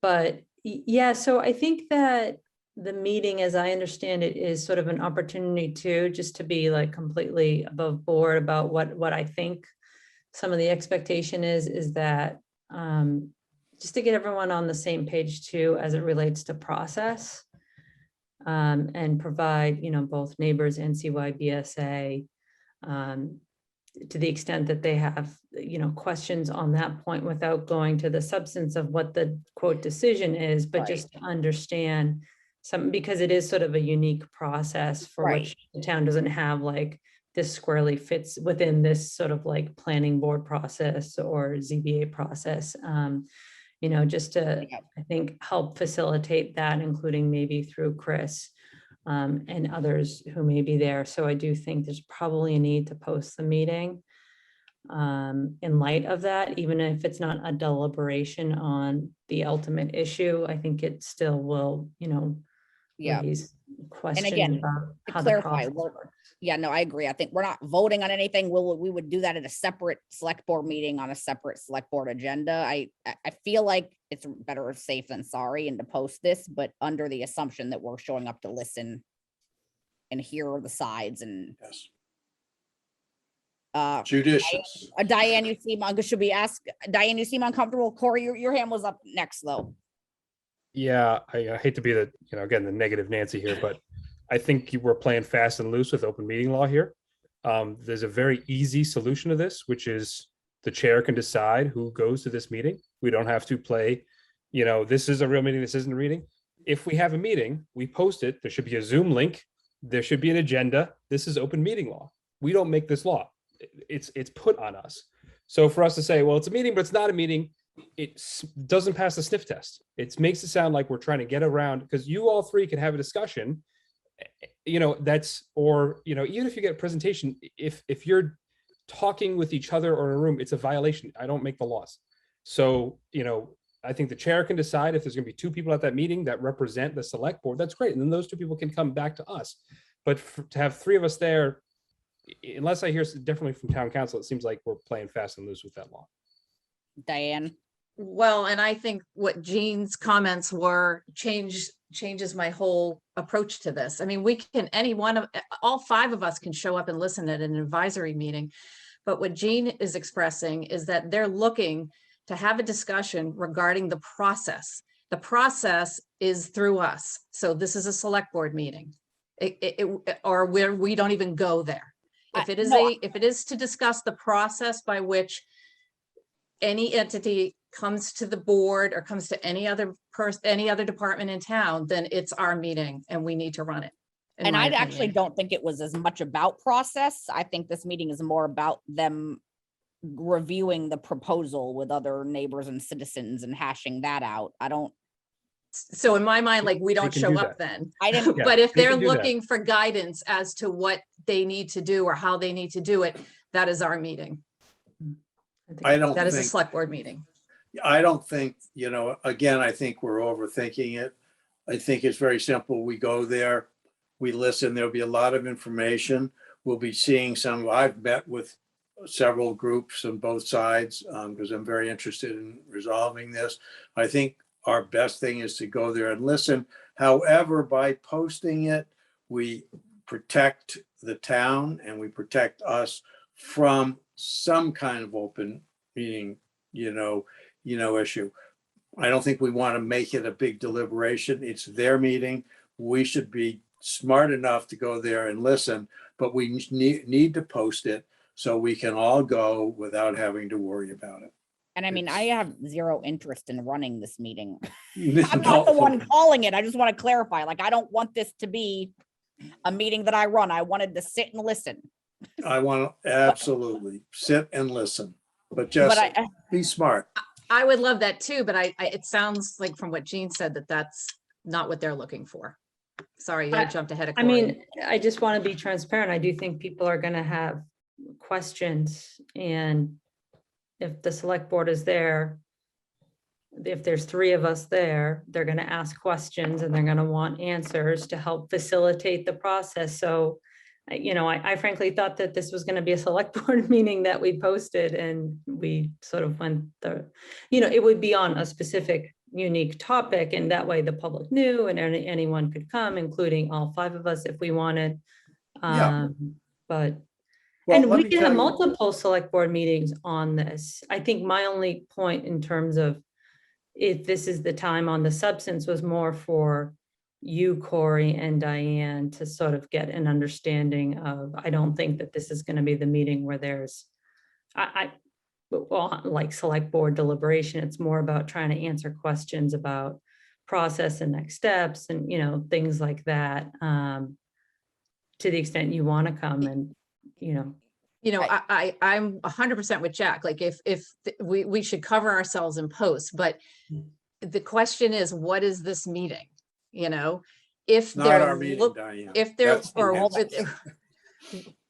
we can post to cover our tails, and we should, if we anticipate that a bunch of us are going to be there, or we decide a bunch of us are not going to be there. But the question is the substance of the meeting.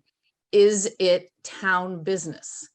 Meaning, are they looking to ask us questions or get feedback from the select board on process? Then in that case, that is an actual select board meeting as Right. opposed to a community is meeting not- that we happen to be at and post to cover our tails. So I disagree with Jean. In speaking with CYBSA, I think that they're more trying to come to agreement with the neighbors and other residents. Yes. I was under the impression that it was more kind of like a peace summit between those parties. I was not under the impression that this was about process related to us. I might be wrong about that too. Yeah, to be I clear, get I what you're just, saying. I think that the neighbors may have some questions and Okay. CYBSA would be too. And so I think we should be prepared to address that very foreseeable question about It seems like what we have, is the process? hold on, Corey. It seems like we have three options here. We post the meeting and go and see what happens. We call our own separate meeting about this, about process, or I appoint two of you to go to this meeting. Those seem to be the three options. Corey? Yeah, I mean, everyone else has been talking, I've been waiting.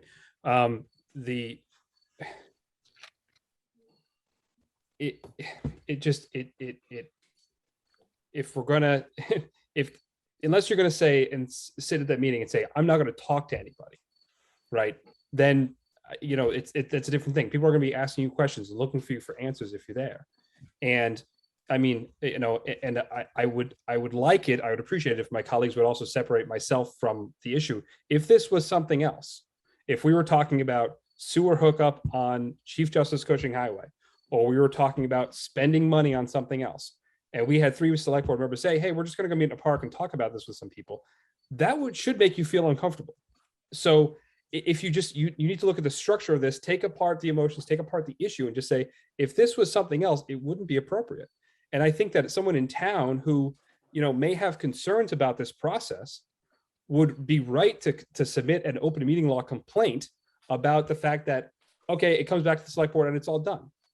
I think we're opening ourselves up to risk. And I think the easy way to do this is for the chair to just say, you two go, and you can, if 2 people are there, you can talk, you can do whatever you want. You can be the peacemakers. It solves all the problems. Just, we can't have 3 people there. It's very, very clean if we do it that way. Well, I just think we're overthinking this. We know what we want to do. We're just covering You're the that. strongest one on open meeting law of this board. For you to say, like, I think we're overthinking it is really surprising to me, because you are always saying how important a public process is and transparency. That's correct. This is not that. That's correct. And so you know how strong I am on this. So when I'm doing it about how we adhere to the open meeting, it's because I feel strongly and I spend a lot of time on that. That's why we want to, number one, we should be there. Number two, we should make sure that we are covered and the town is covered by the open meeting law. I think that the real thing that will happen at this meeting, and I've met with various people on that, and I'm strongly encouraging them to work it out amongst themselves. And I think we don't know, but I would like to be there. And I do not think that we are going to be commenting about process. I went to one meeting that I was invited to, and I said at the beginning, by the way, I'm not going to be engaging in this. But, just sending 2 people,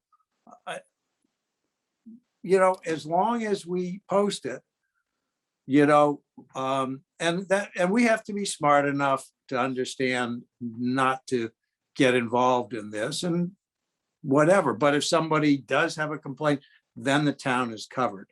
And I think we really want to get out of the way and let the participants solve it.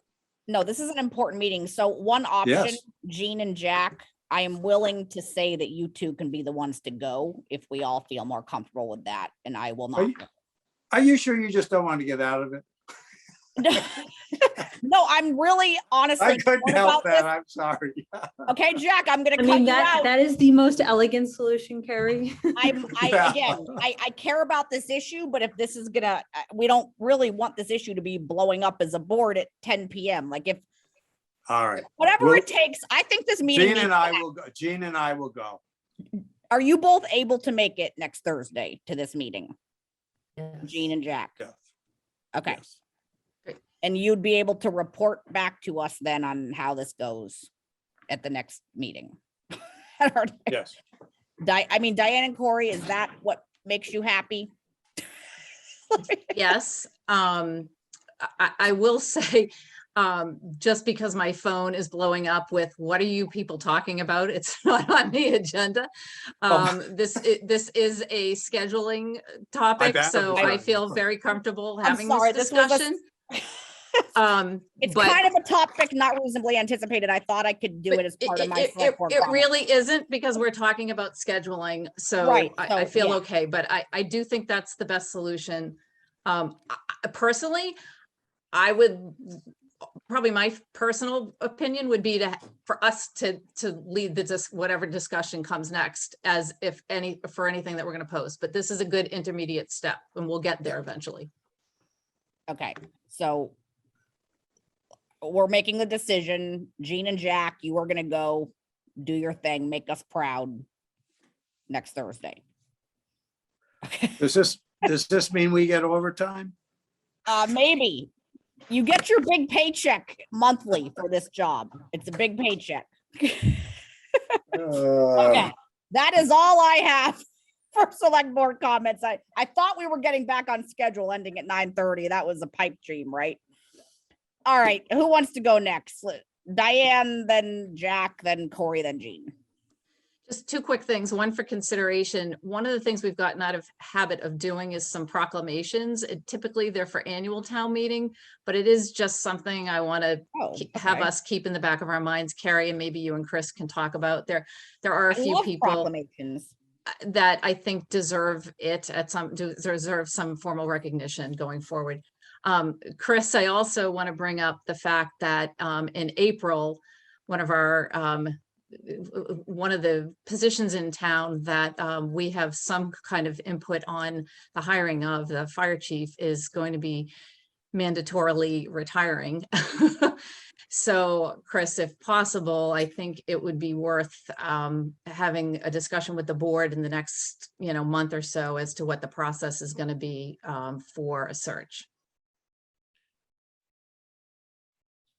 Chris?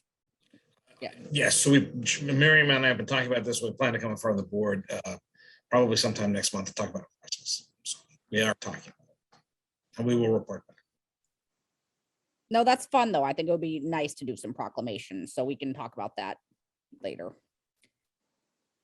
All right. Thanks, Diane. Jack?